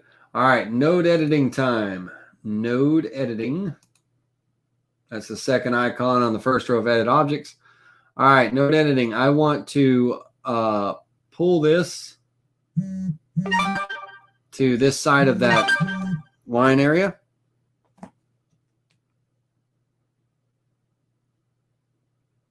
Okay. Sorry about those rings. I want to pull this to that side of that wine area. And if I start fiddling with this, right, it's going to, no matter what I do, it's going to be moving this node right here. It's like a little sawhorse. But if I go to this node and I turn off the smoothing, then I can control this side of that node there without affecting this area here. So I want to kind of pull this around so it almost kind of somewhat cups around that. And the same thing kind of here. Pull this around. And I'd like it to be a little bit more, little sexier here, a little smoother. So I'm going to, oops, I didn't want to do that. That was so dumb. I'm going to insert a point right about here and right about here. Now that I have those 2 points that can kind of control these 2 curves up here, now I can smooth this. Okay. And I can start to kind of control things a little bit so it's a little bit more of a slight wraparound.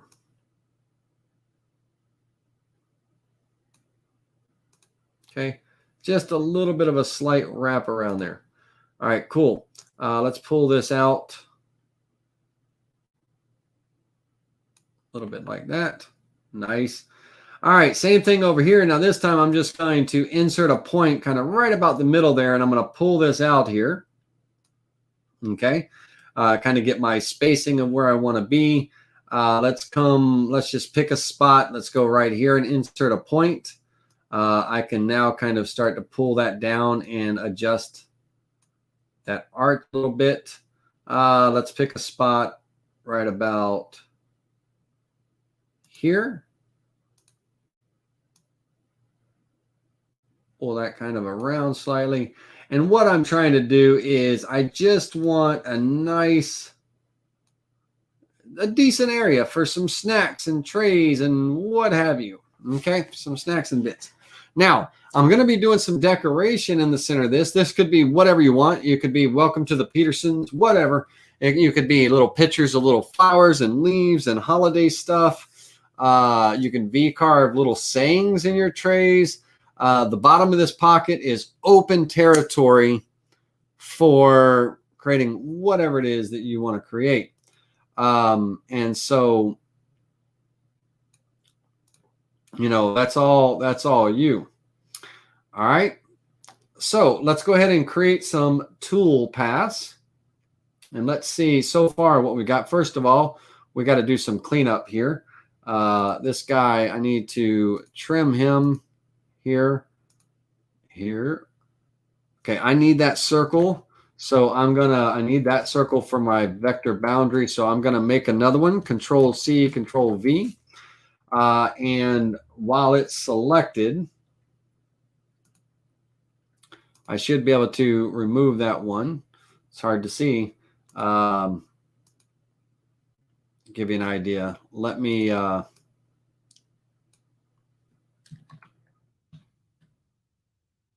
move this one out of the way for a minute. What I'm doing is I'm creating that opening that ultimately goes into here, but I got to offset it. So remember think about what your stemware is and everything, because there's going to be a hole all the way through the center of this pocket. And so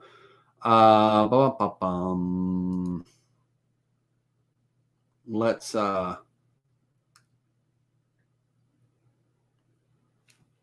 me undo that.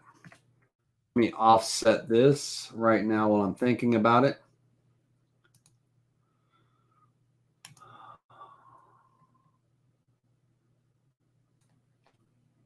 Okay. All right, now let me trim.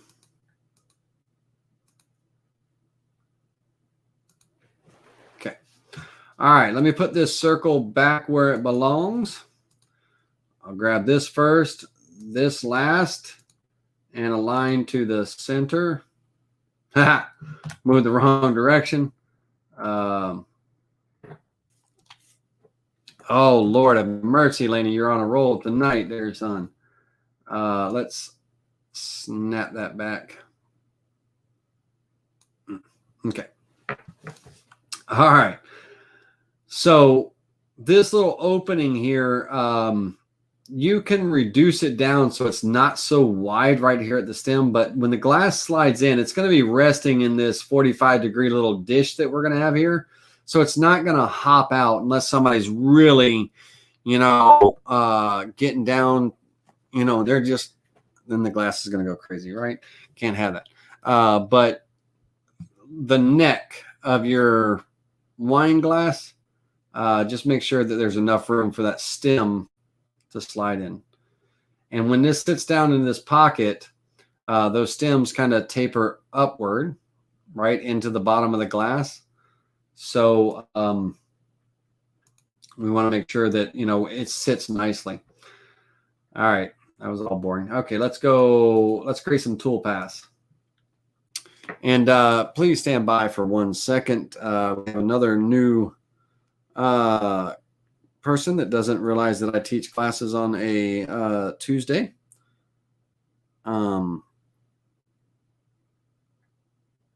So bear with me a second.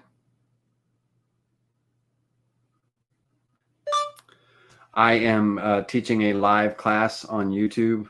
I will call you later this evening. Okay, sorry about that. All right, let's go ahead and create some toolpaths. Let's start off with a 3D finish cut. Very simple 3D finish cut. We're going to select these two vectors right here. We're going to use those selected vectors as the machining boundary. And I'm just going to use the tool that I'm going to be using is my 1/8 inch tapered ball nose. I don't need the 16th. So let's go to my 1/8 inch tapered ball nose. Select the vector's boundary. No boundary offset. I want to stay in the lines on this one. And we're going to do an offset. Offset's fine for this. It'll be a more optimized cut. Let's calculate that toolpath. Okay. All right. So we've got those two little, slight little indentions. Okay, cool. Our pocket cut. Again, now, depending on what you guys and girls want to do with this, you could do, it could be a straight pocket, or it could also be your bowl and tray bit, right? Doing the, that little radius and stuff. And again, like I said, I like my end mills being my workhorses. So on this tray is only a 1/2 inch thick. Okay, you got to remember that's a 1/2 inch thick. This pocket is very small, very shallow. It's just enough to kind of create a little lip, if you will. So I'm going to go about 0.125 inches deep. And I'm going to choose my 1/4 inch end mill. I'm going to be on the inside of the cut. And I'm going to stay away from the cut. I am going to use a little bowl and tray bit just to kind of clean up those edges. We're all talking about bowl and trays tonight. I'm going to 2188, if you remember that number from earlier in the class, 0.2188 is the offset for that small white side 1370 7/16 cutting diameter bit. So I want to stay away from my line by that far. And I'm going to calculate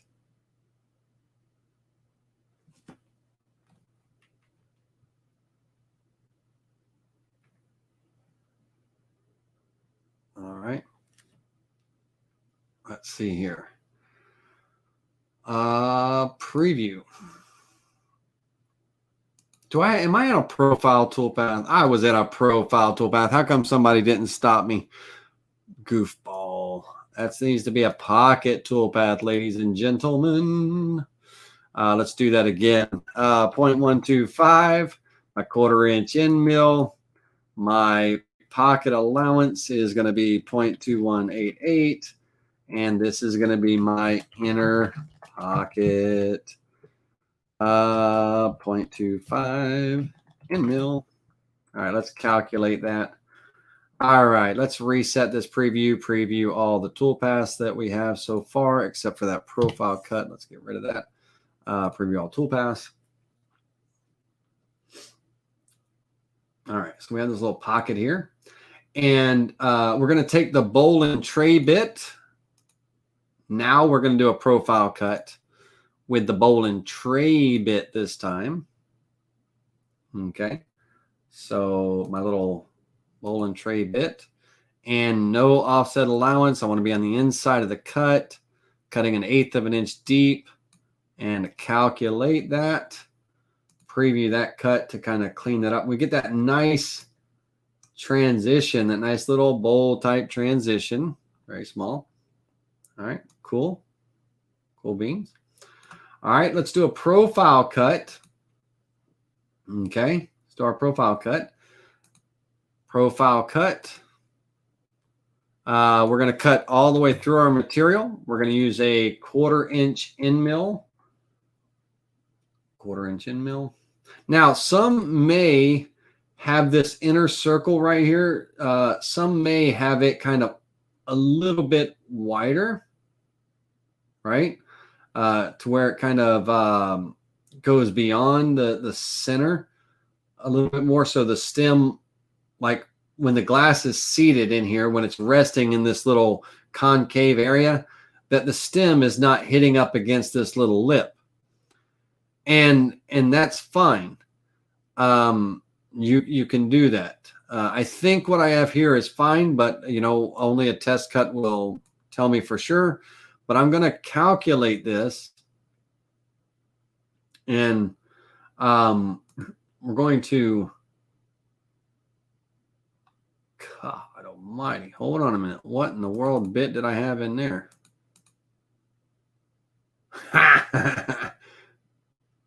Stop that now. We got to select the right bit this time. Somebody tried to stop me. No, somebody didn't. They were like, nice. Okay. Nice. That wasn't nice. Let me put my 1/4 inch end mill in there. Not V-bit, 1/4 inch end mill. All right. Let's calculate that toolpath, and let's reset that preview. Preview all the toolpaths up to this point.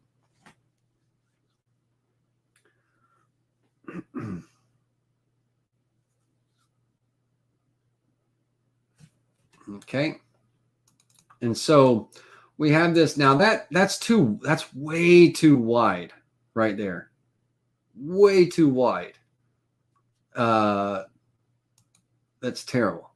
And let's find out why it's cutting that wide. Because I'm cutting on the inside of the line, right? I did it again. I'm not paying attention to where my machine vectors are, and it's little things like that can screw up a project. We need to be on the outside of the line. Outside of the line. Let's calculate that again. Reset that preview. Preview that visible all toolpaths.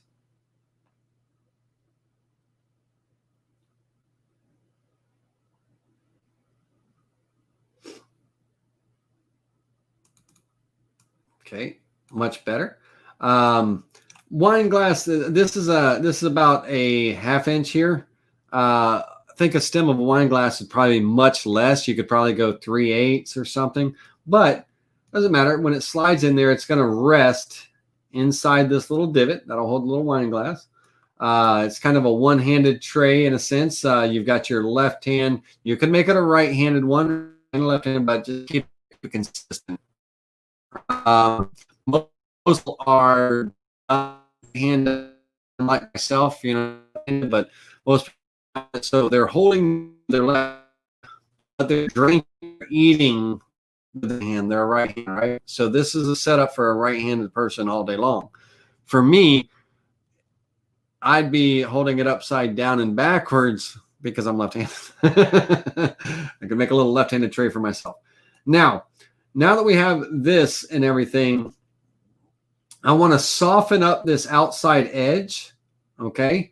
But I want to be careful. I don't want to come in here. I don't want to be coming in here and you know, messing this up too much where this pocket is. So I'm going to come to,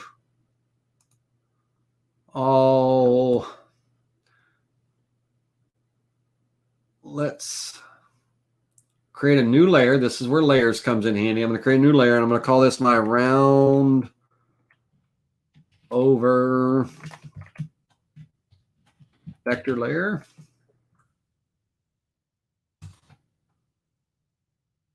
Because I am going to be copying this to a new layer, round over layer. And I want to turn off my layer 1 for a minute so I have this. And let's turn it back on for a second so I can kind of identify where I need to right about there. All right, let's turn off all the layers except for my round over layer. And what I want to do here is I'm just going to go into node editing. Right here, I'm going to cut the vector here, cut the vector there, and I'm going to get rid of this. All right, cool. And I'm going to create a profile cut on the outside of the line, cutting 1/4 of an inch deep because that's my 1/8 inch round over. My offset allowance is negative 0.125 because that's my 1/8 inch round over. On the outside of the cut, I want to make sure I choose the correct bit.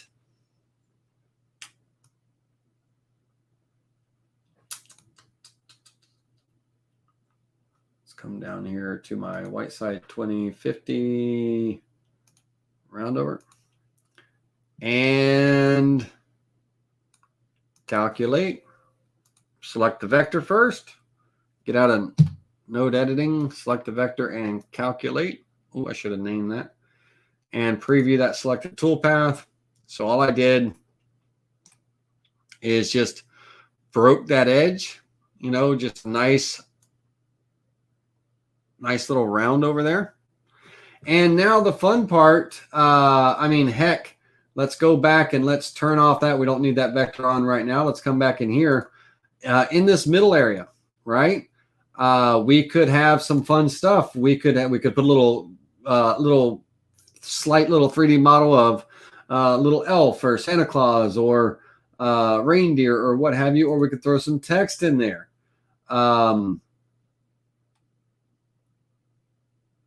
Let's see here. We could have a little bit of fun.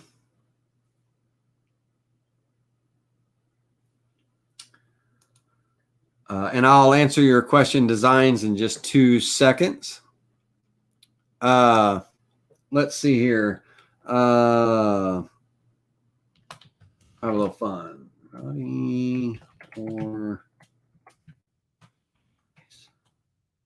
Right. And let's bring this down.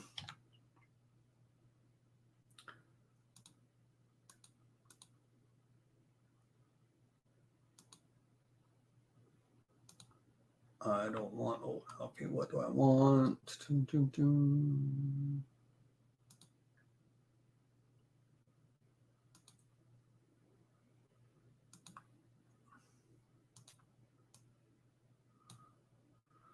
Okay, let's size this up appropriately. Now, I wrote this in one big text block. But I'm going to break it up into text lines, right? So I can work with these individual lines, separately or whatever, because, I don't have to just stick with the norm, right? I want to just do something kind of fun for the guest. And the first answer they're going to say, they're going, oh, I'm nice, until I have a few more of these glasses of wine, right? Anyway, that was a bad joke. Okay, so let's somebody's going to say that though at the party. Yeah. All right, let's move this over. All right, and now this pocket's already 1/8 of an inch deep. I'm going to do a V-carve toolpath, and I want to stitch 60.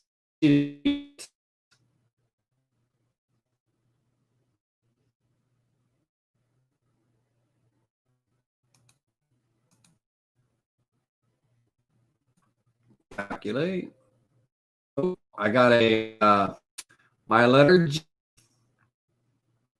on this monotype cursiva. My letter G's got that loop right.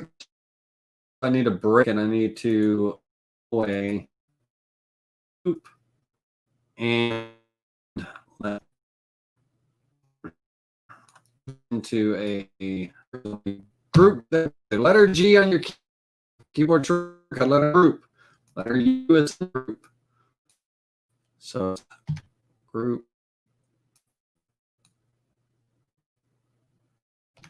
All right, let's look at make sure there's no loop to that. So yeah, it's usually just mono cursiva. Go back into that.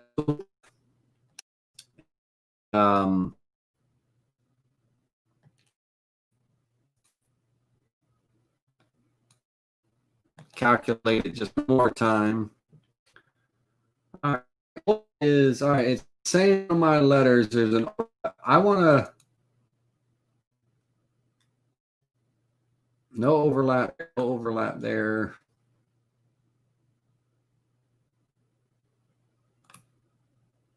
No overlap. I'm going to replay that one more time, and we're going to use the vector validator. I just want to see what it's seeing. So we're going to hit calculate, and I'm going to go to the vector validator and have it search the selected, and there's one intersection right here on the I. Okay, so there it is. That little guy right there. No problem. Let's ungroup him. Ungroup. And trim that away. Close that, and it'll rejoin itself. As long as you've got this rejoin trim section automatically when the form is closed, when you close the tool, it'll rejoin it. So that was the little thing that it was catching. It probably would not have affected my design whatsoever. But want to keep it as clean as possible. This is my text V-carve 60 DEG V bit and calculate. All right, let's preview that selected toolpath, right? And you could put little like in your clip art. I mean, there's a lot of all kinds of cool little stuff that comes free in your clip art and everything. So under decorative, there's all types of neat little flourishes that you might be able to put in there. Objects and people. There's some like little Christmas bells you could throw in there. You can, little holiday stuff. You could go on design and make, and you get little models if you want, or you could just trace some little images. 'Twas the night before, naughty or nice, deck the halls, Happy New Year, things like that, right? You guys getting the gist, and make yourself a fun little chip and dip tray, right? And a little cheese, Not necessarily a chip and dip tray. This is a little cheese or snack tray, a little wine and cheese, little wine and snack tray for those little party handing out hors d'oeuvres and things like that. That type of thing, but you're doing it in style, right? So let's go back to design science questions. How will the base of the wine glass fit in there? The base will sit in there. Not sure why the slot is all the way to the center. All the way in the center. Well, first of all, the stem. Okay, hold on a second. Let's ooh.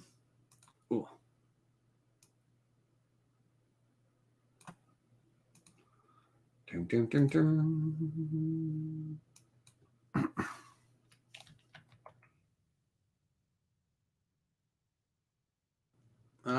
Let's undo that. Let's go.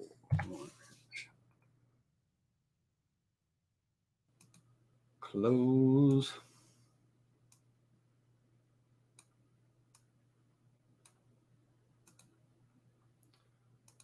Let's make that skinnier.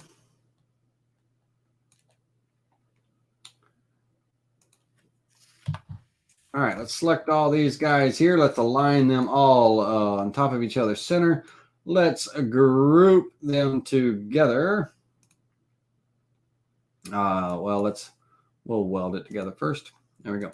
All right, so imagine, if you will, I've got the wine glass, okay?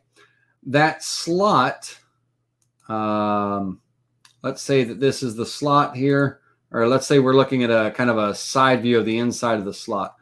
And let's draw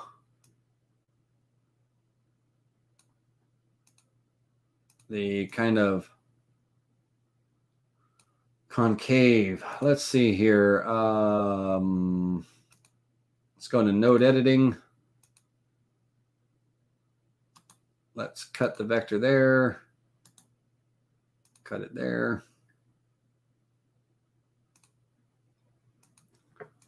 Let's get rid of that.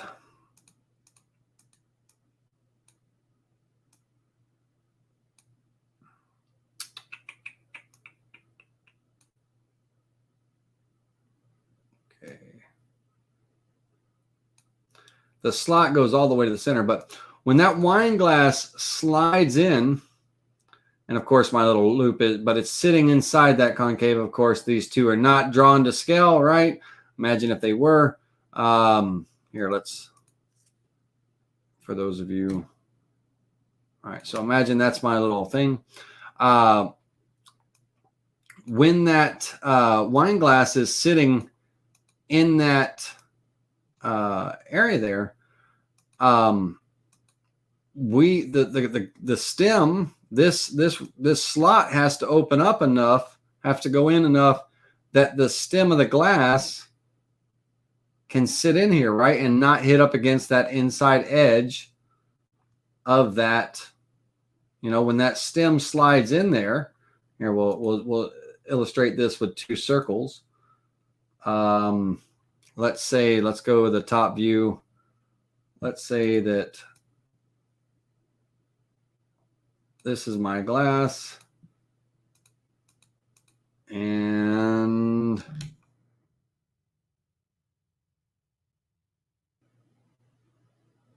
this is my stem. Group those together. When that glass, comes in to sit in there and rest, just the bottom of it or what have you, we can't have the stem being stopped by the wood, right? And this isn't drawn to scale, but, it would be,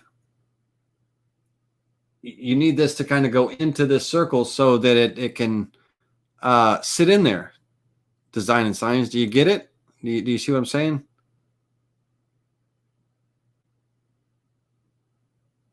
It's going to be sitting inside of this dish.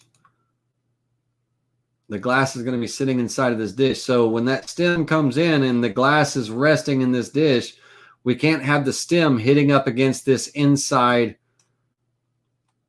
cut right here.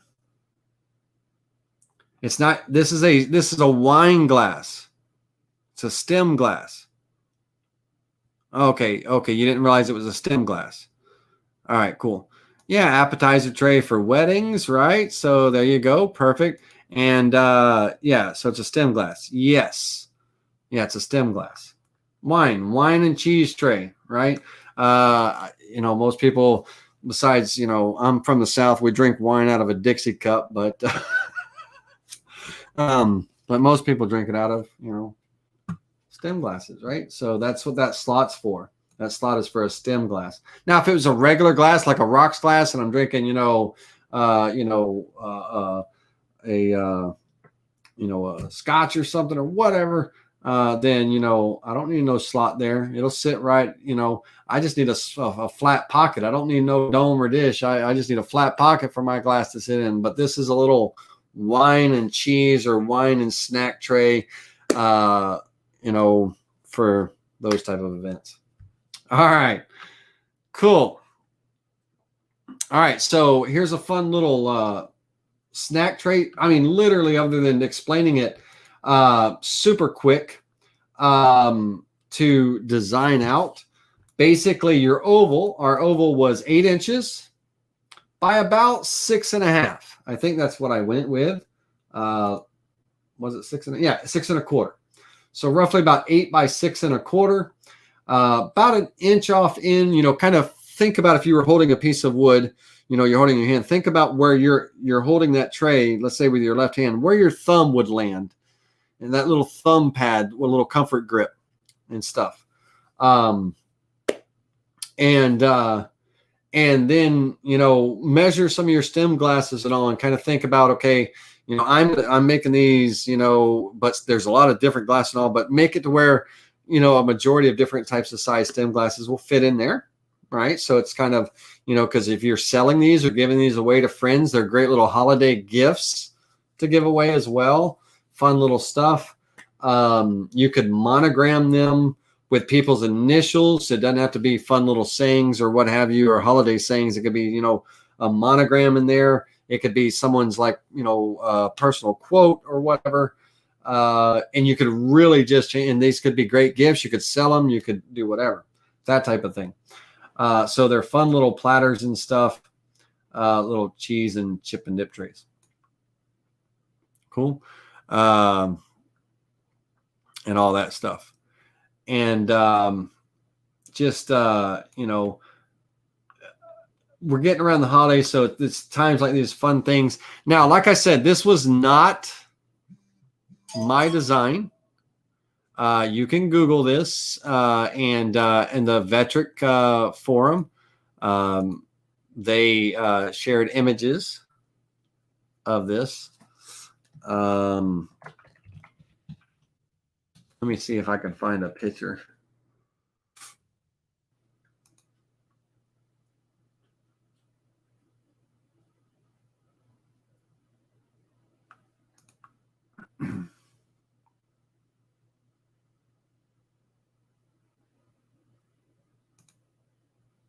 Okay, stand by.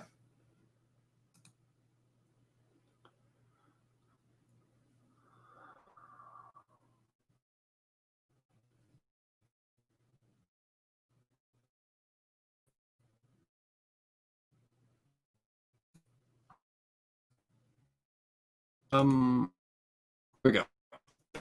Okay, sorry.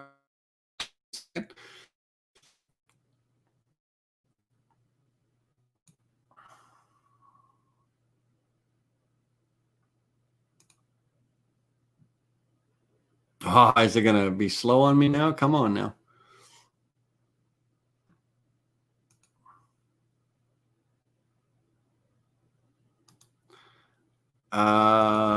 Let's see.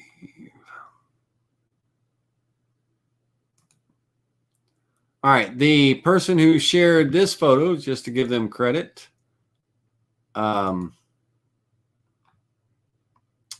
was Dave Martin. So pretty cool stuff. Anyhow, let's open it up.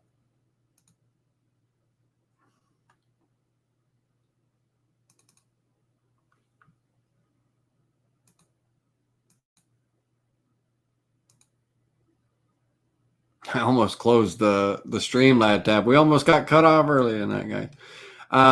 Can you use the laser? Yeah, absolutely. Michael Peterson can use the laser to write some of the video. Absolutely. You can laser engrave a design in there. You can, yeah. And again, food safe finish. Guys, food is going to be contacting this, so food safe finish.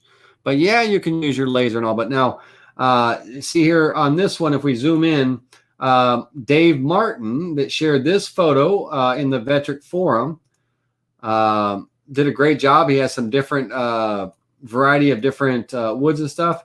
And he's kind of representing his home state, right? Or home county or town, county, Hampshire County, West Virginia, right? And so these are not, like I said, this is not my design. These are not new concepts or whatever, but wanted to share with you how you would approach making them, right? You've probably seen photos like this and go, oh, that looks pretty easy to make, but I wonder how I would do it. Well, I just showed you, right? So thanks, Dave Martin, for sharing those photos. And, so he was representing West Virginia there, right? And, yeah, fun little stuff. Okay.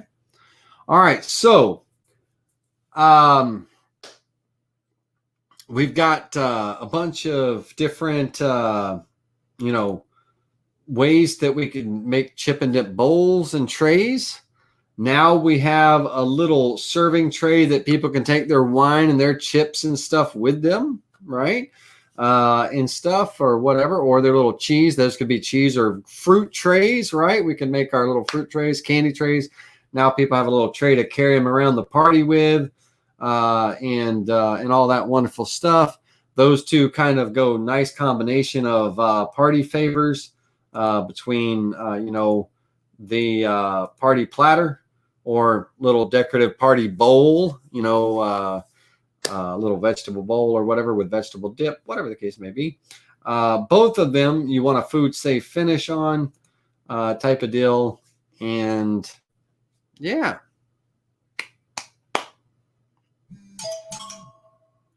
Rodney, no.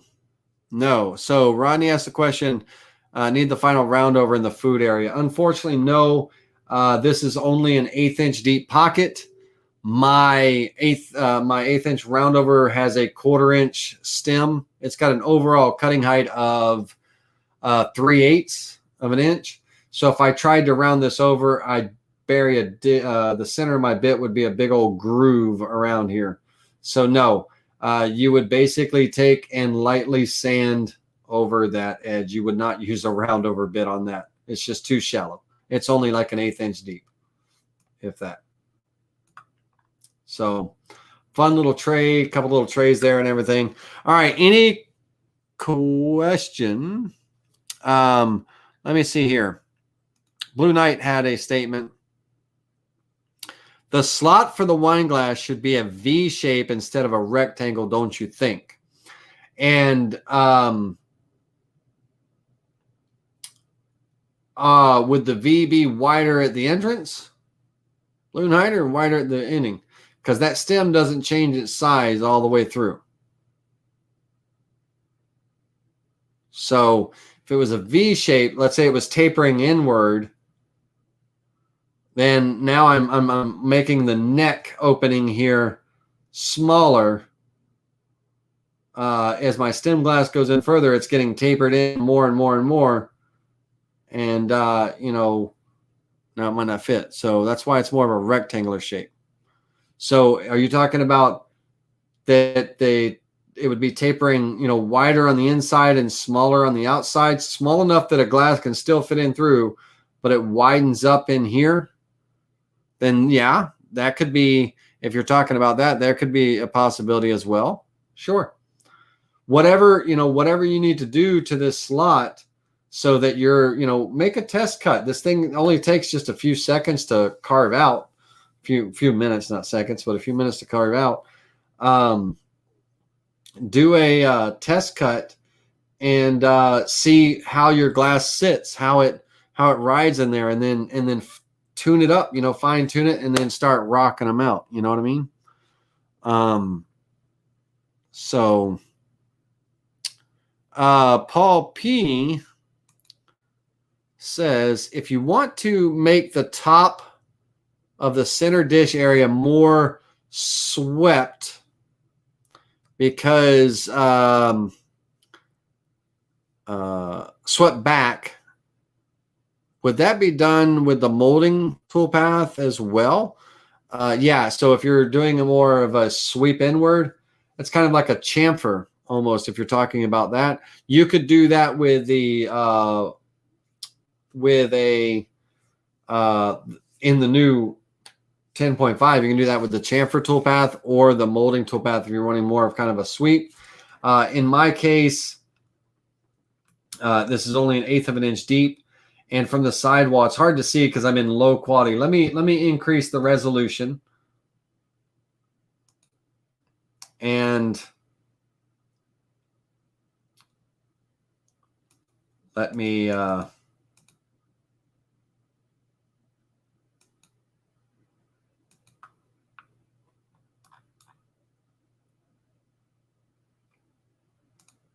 preview that again. It's going to take a second so it'll be cleaner so we can see that. But yeah, you can sweep it in most, either the chamfer toolpath would be a good one and kind of like a little angle cut inward. But I'm using a bowl and tray bit with an 1/8 inch radius, Paul. So it's kind of it's only an 1/8 inch deep, so I have an 1/8 inch kind of a rounded radius there. And then when I break over that edge, the top edge, when I break it over with a little light sanding, then everything will be good. So you could just, if you wanted a slight angle inward, absolutely, that's a chamfer all day long. That's an inside chamfer, and I'll show you what that looks like as soon as this is done cutting out. Let's see here. Cecil. Wish you could what? Tell me what you wish you could do. Red Solo Cup. Absolutely. Let's see here. Rodney says, that's a red Solo Cup. Rodney says 20-ounce Solo Cup as well. Let's see here. Can you make a laser? Right. Yeah, laser would be cool. Doing some laser etching in there. Let's see here. I'm trying to read y'all's comments to make sure I didn't miss anything. Cecil said, there you go. I wish I'd seen the explanation of the taper earlier. I would have used it instead of the band sawing and sawing. Right? Yeah. Okay. So now with a little bit cleaner resolution. Here, let it do its round over first.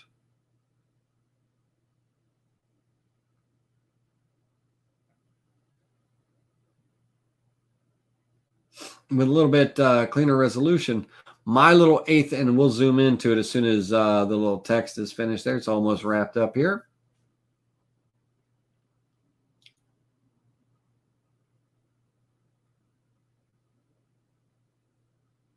Cool. All right. So my little round over is got that. It's just a slight round over taper in there because it's only an 1/8 inch deep. Now, as far as if you wanted to chamfer that, okay, now the 10.5 has the new chamfering toolpath, and you would set your start depth. Okay, in this case, it'd be 0 at the top of the board. Your tool, we want to choose you can choose a ball nose bit if you want to, if it's a wide, long taper. If it's just a slight taper, you could use a 90-degree V bit. If it's a shallow, long taper, use a ball nose bit, whatever the case may be. In this case, I'll just use a 90-degree 1/2 inch V bit. Now it automatically spaced on the angle. It's already locked in it, and you see how it's grayed out. So now I can my cut depth and my cut width. Those are the two numbers that I can change with. Now, my cut depth is 1/8 of an inch. So because it's a 90-degree V-bit, it's going to set the cut width automatically. So the cut width is going to be 1/8 of an inch based on that 90-degree V-bit. On that 1/8 inch cut depth, it's going to be 1/8 inch wide. Now, this is going to be an inside chamfer because I'm doing the inside of a bowl. I believe it's going to be a slope downward.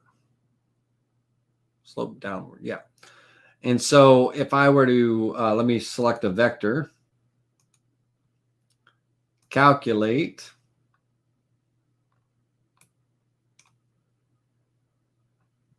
Okay.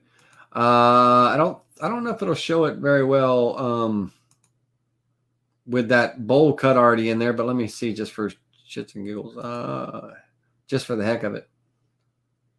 Yeah, no, it's not going to show that. But let's reset that and let's look at our inner pocket and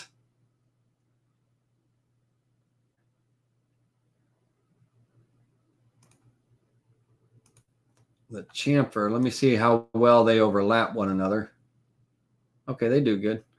All right, so let me preview just those two.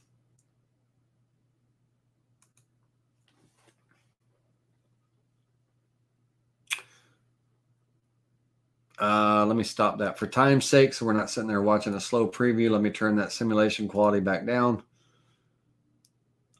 All right, let's do that again. Preview the visible toolpath.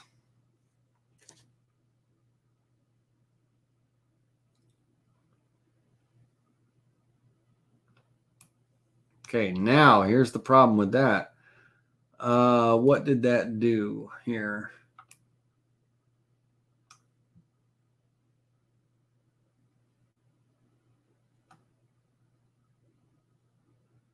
Okay, I've got that's a 90-degree cut, but so this is the other side of that V, the part that's trying to come back up. So I want a little bit more of a gradual taper. So the 90-degree V-bit's not going to cut it. I want to go with a ball nose bit. I want that taper to be longer, shallow and long. So I'm going to use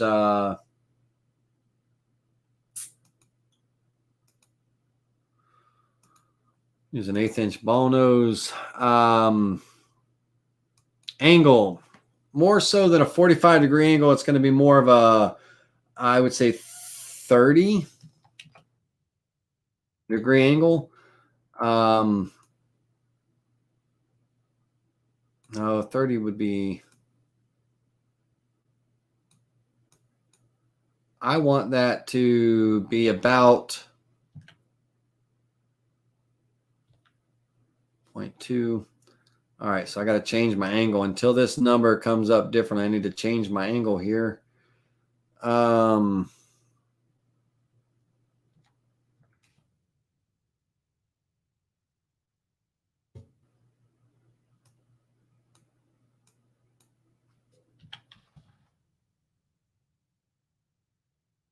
Max cut depth, 1/8 of an inch, 0.2. 90 straight up, 120. I'm trying to think about how it runs the angles. I'm going to go 30.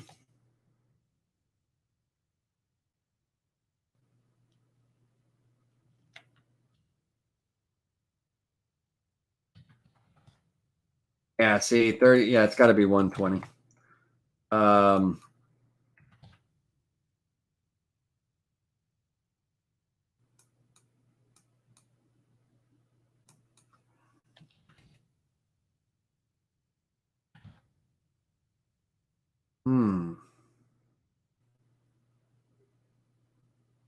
Let me see what that.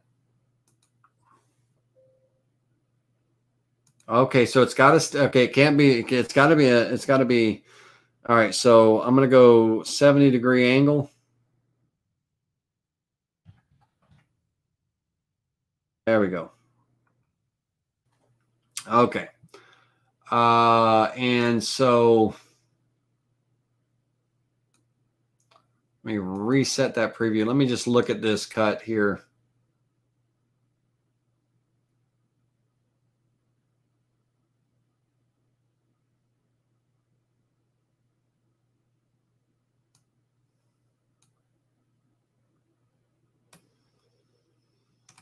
All right, so on this cut, it's doing the chamfer. Let me go to the outside here so we can see this. Let's go to the bottom side here.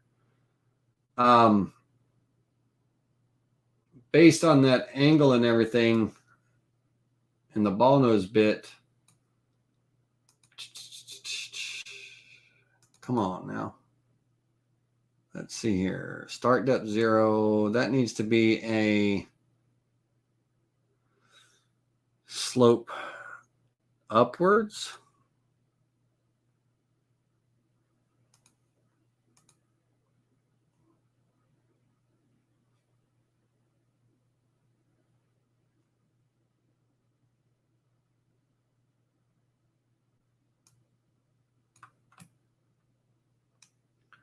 I'm getting hung up on this one.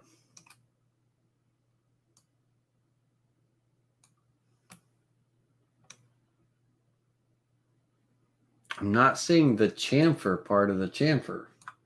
Give me a second here. What am I missing?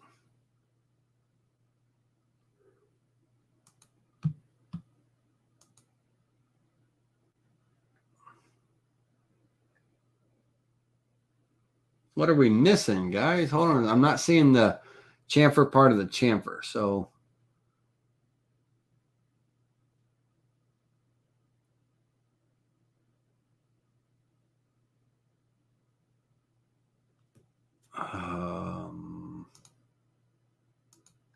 you hate when you don't know new tools. All right, let me see here. 30 degrees, 1/8 inch cut depth. Calculate. Sloping upward. I don't think sloping upward is the option. It's an inside cut.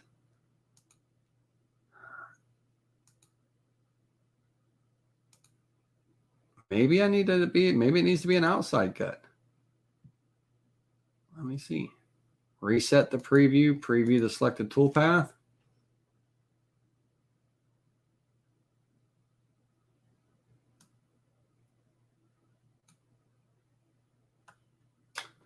Do the pocket cut.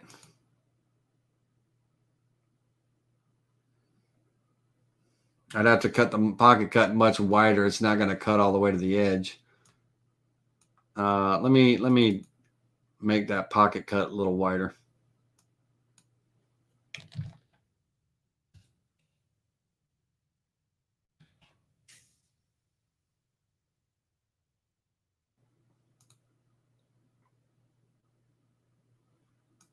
Ah, you son of a gun.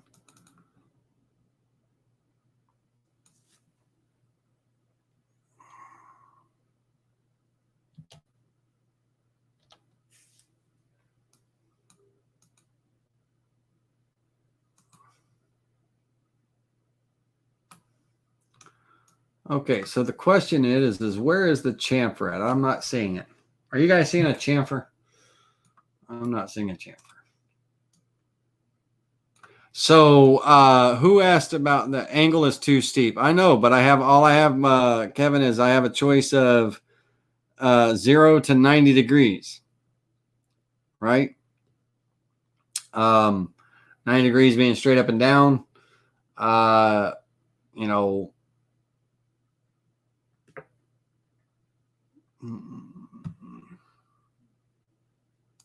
let me see here. Let's go 70. Calculate. Reset the preview. Preview. Visible toolpath.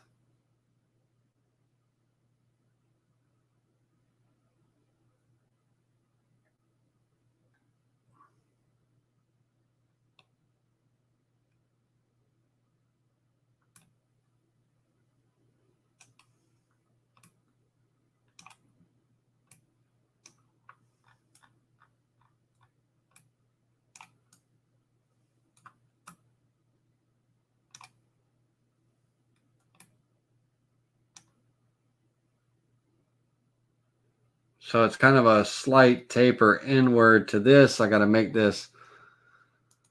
Oh, stupid pocket cut here. Let's go 625.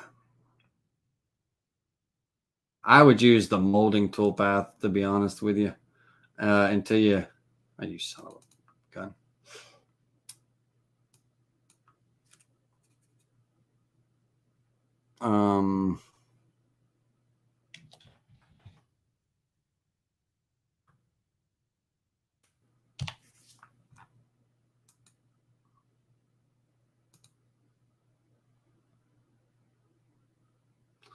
Yeah, so this is that chamfer here, but it's not going down to the full 1/8 of an inch cut depth because that's what it said. It said based on that angle and that width, the maximum cut depth. It says it's cutting to 0.125, but I don't see it.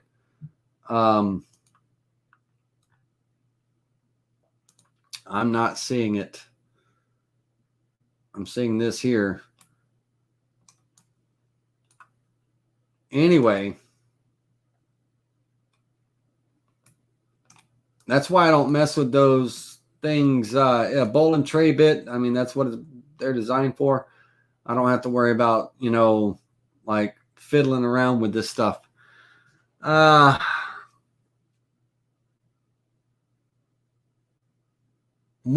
one, it's supposed to be starting at 0, the top of the material, and I've got this step down here. Not happy with that. I want a nice smooth transition from the top of this board down to the 1/8 inch of that cut. If I'm gonna taper into it, that's what I want.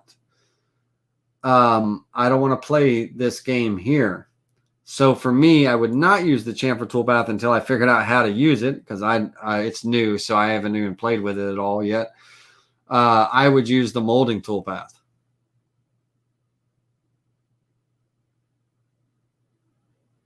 I would use the molding toolpath. Okay. Yeah, try 15. That's exactly right, Phil. But anyway, and you would still use the ball nose bit, but with this, depending on the angle that you want, see I can draw the angle that I want very easily. My height is 1/8 of an inch, 0.125. The angle that I want, I mean, hell, I could go a 1/4 inch. Okay. Or here, let's go a little more than 1/4 of an inch. Let's go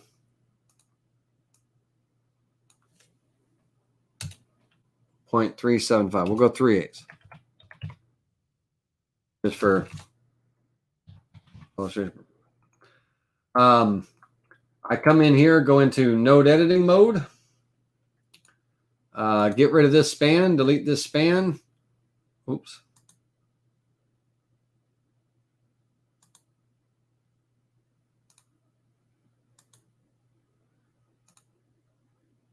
Delete this point. Okay, that's going to be the chamfer that I want, right?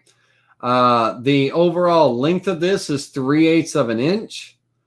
And so I need to offset this inward 3/8 of an inch. Offset inward 0.375 because it works from the inside out. And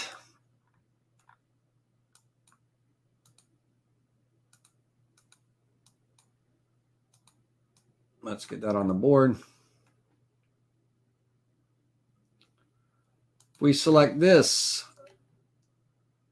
open up our molding toolpath, this, we're going to calculate, reset that preview the selected toolpath.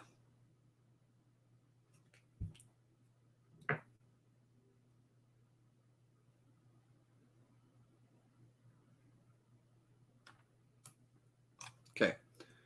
You see that chamfer, that nice smooth transition into the bottom of our pocket and everything.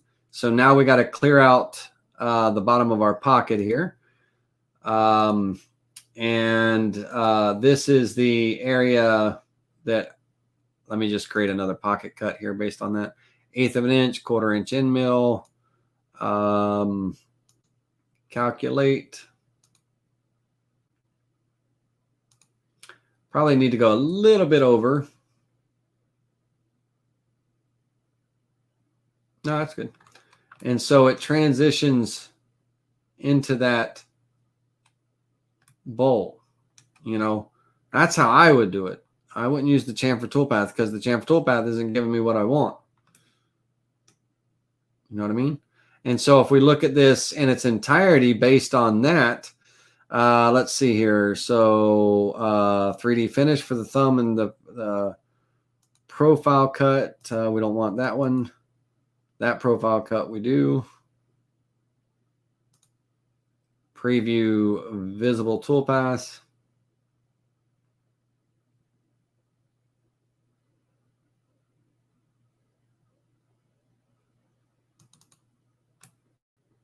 You know, and yeah, you can throw your text in there. Might have to change up naughty a bit. It's cutting right into that chamfer, but you get the idea, right? So I would use the molding toolpath. I don't know if that helped you guys or not, but molding toolpath would be for me. Now the chamfer may do the same thing, but I'm not gonna waste your guys' time trying to figure it out right now. I need to learn it before I can teach it, type of thing, because I never used it. It's brand new, and I haven't had a chance to use that or the thread milling one yet, which I'm looking forward to doing that one coming up. But yeah, so and that might create a nicer little transition for you guys. You might like that better than the bowl and tray bit. Whatever's easy, whatever you want to do. Create your, basically all we did was the depth of the cut is how high. I started off with a rectangle, right? And the length that you want that chamfer to be, get that set right. Make sure whatever length this is, that's what you offset your inner vector to, because you're using the inner vector, not the outer one. So whatever the length of it is, node editing, get rid of the bottom span. And then, get rid of the point, to create that profile, right? Because you're transferring from the top of the board, a nice gradual transition into the bottom of the pocket. Right. When you, when you're in that molding toolpath and everything, these lines here, that's basically showing you, from that inside vector where that chamfer starting, that from the top of our board, it's going to transition nice and smooth down to that pocket to here. All right. So it's essentially, working its way backwards to our outer vector. And these lines should not go past our outer vector. They should be right dead on. And as long as you size this offset inward, which was 3/8 for me, correctly, then your lines are going to meet up where they need to be. Right? Right. Okay. All right, everybody. Well, that's it for tonight. Don't know. Hopefully it was helpful. Maybe you might make some fun little trays, little chip and dip platters, or what have you. There are the opportunities for, we want to do our pocket. In this case, I'm using a bowl and tray bit to do the inside profile, kind of touching it up, little edge round over, and then a final profile cut. On this, on all the chip and dip bowl trays that I do. It doesn't matter what shape they are. They're all the same. And, what have you. So, yeah. And that's it. All right. Well, hopefully, sorry we got hung up on a couple things, but I will find an answer on the tapered pocket.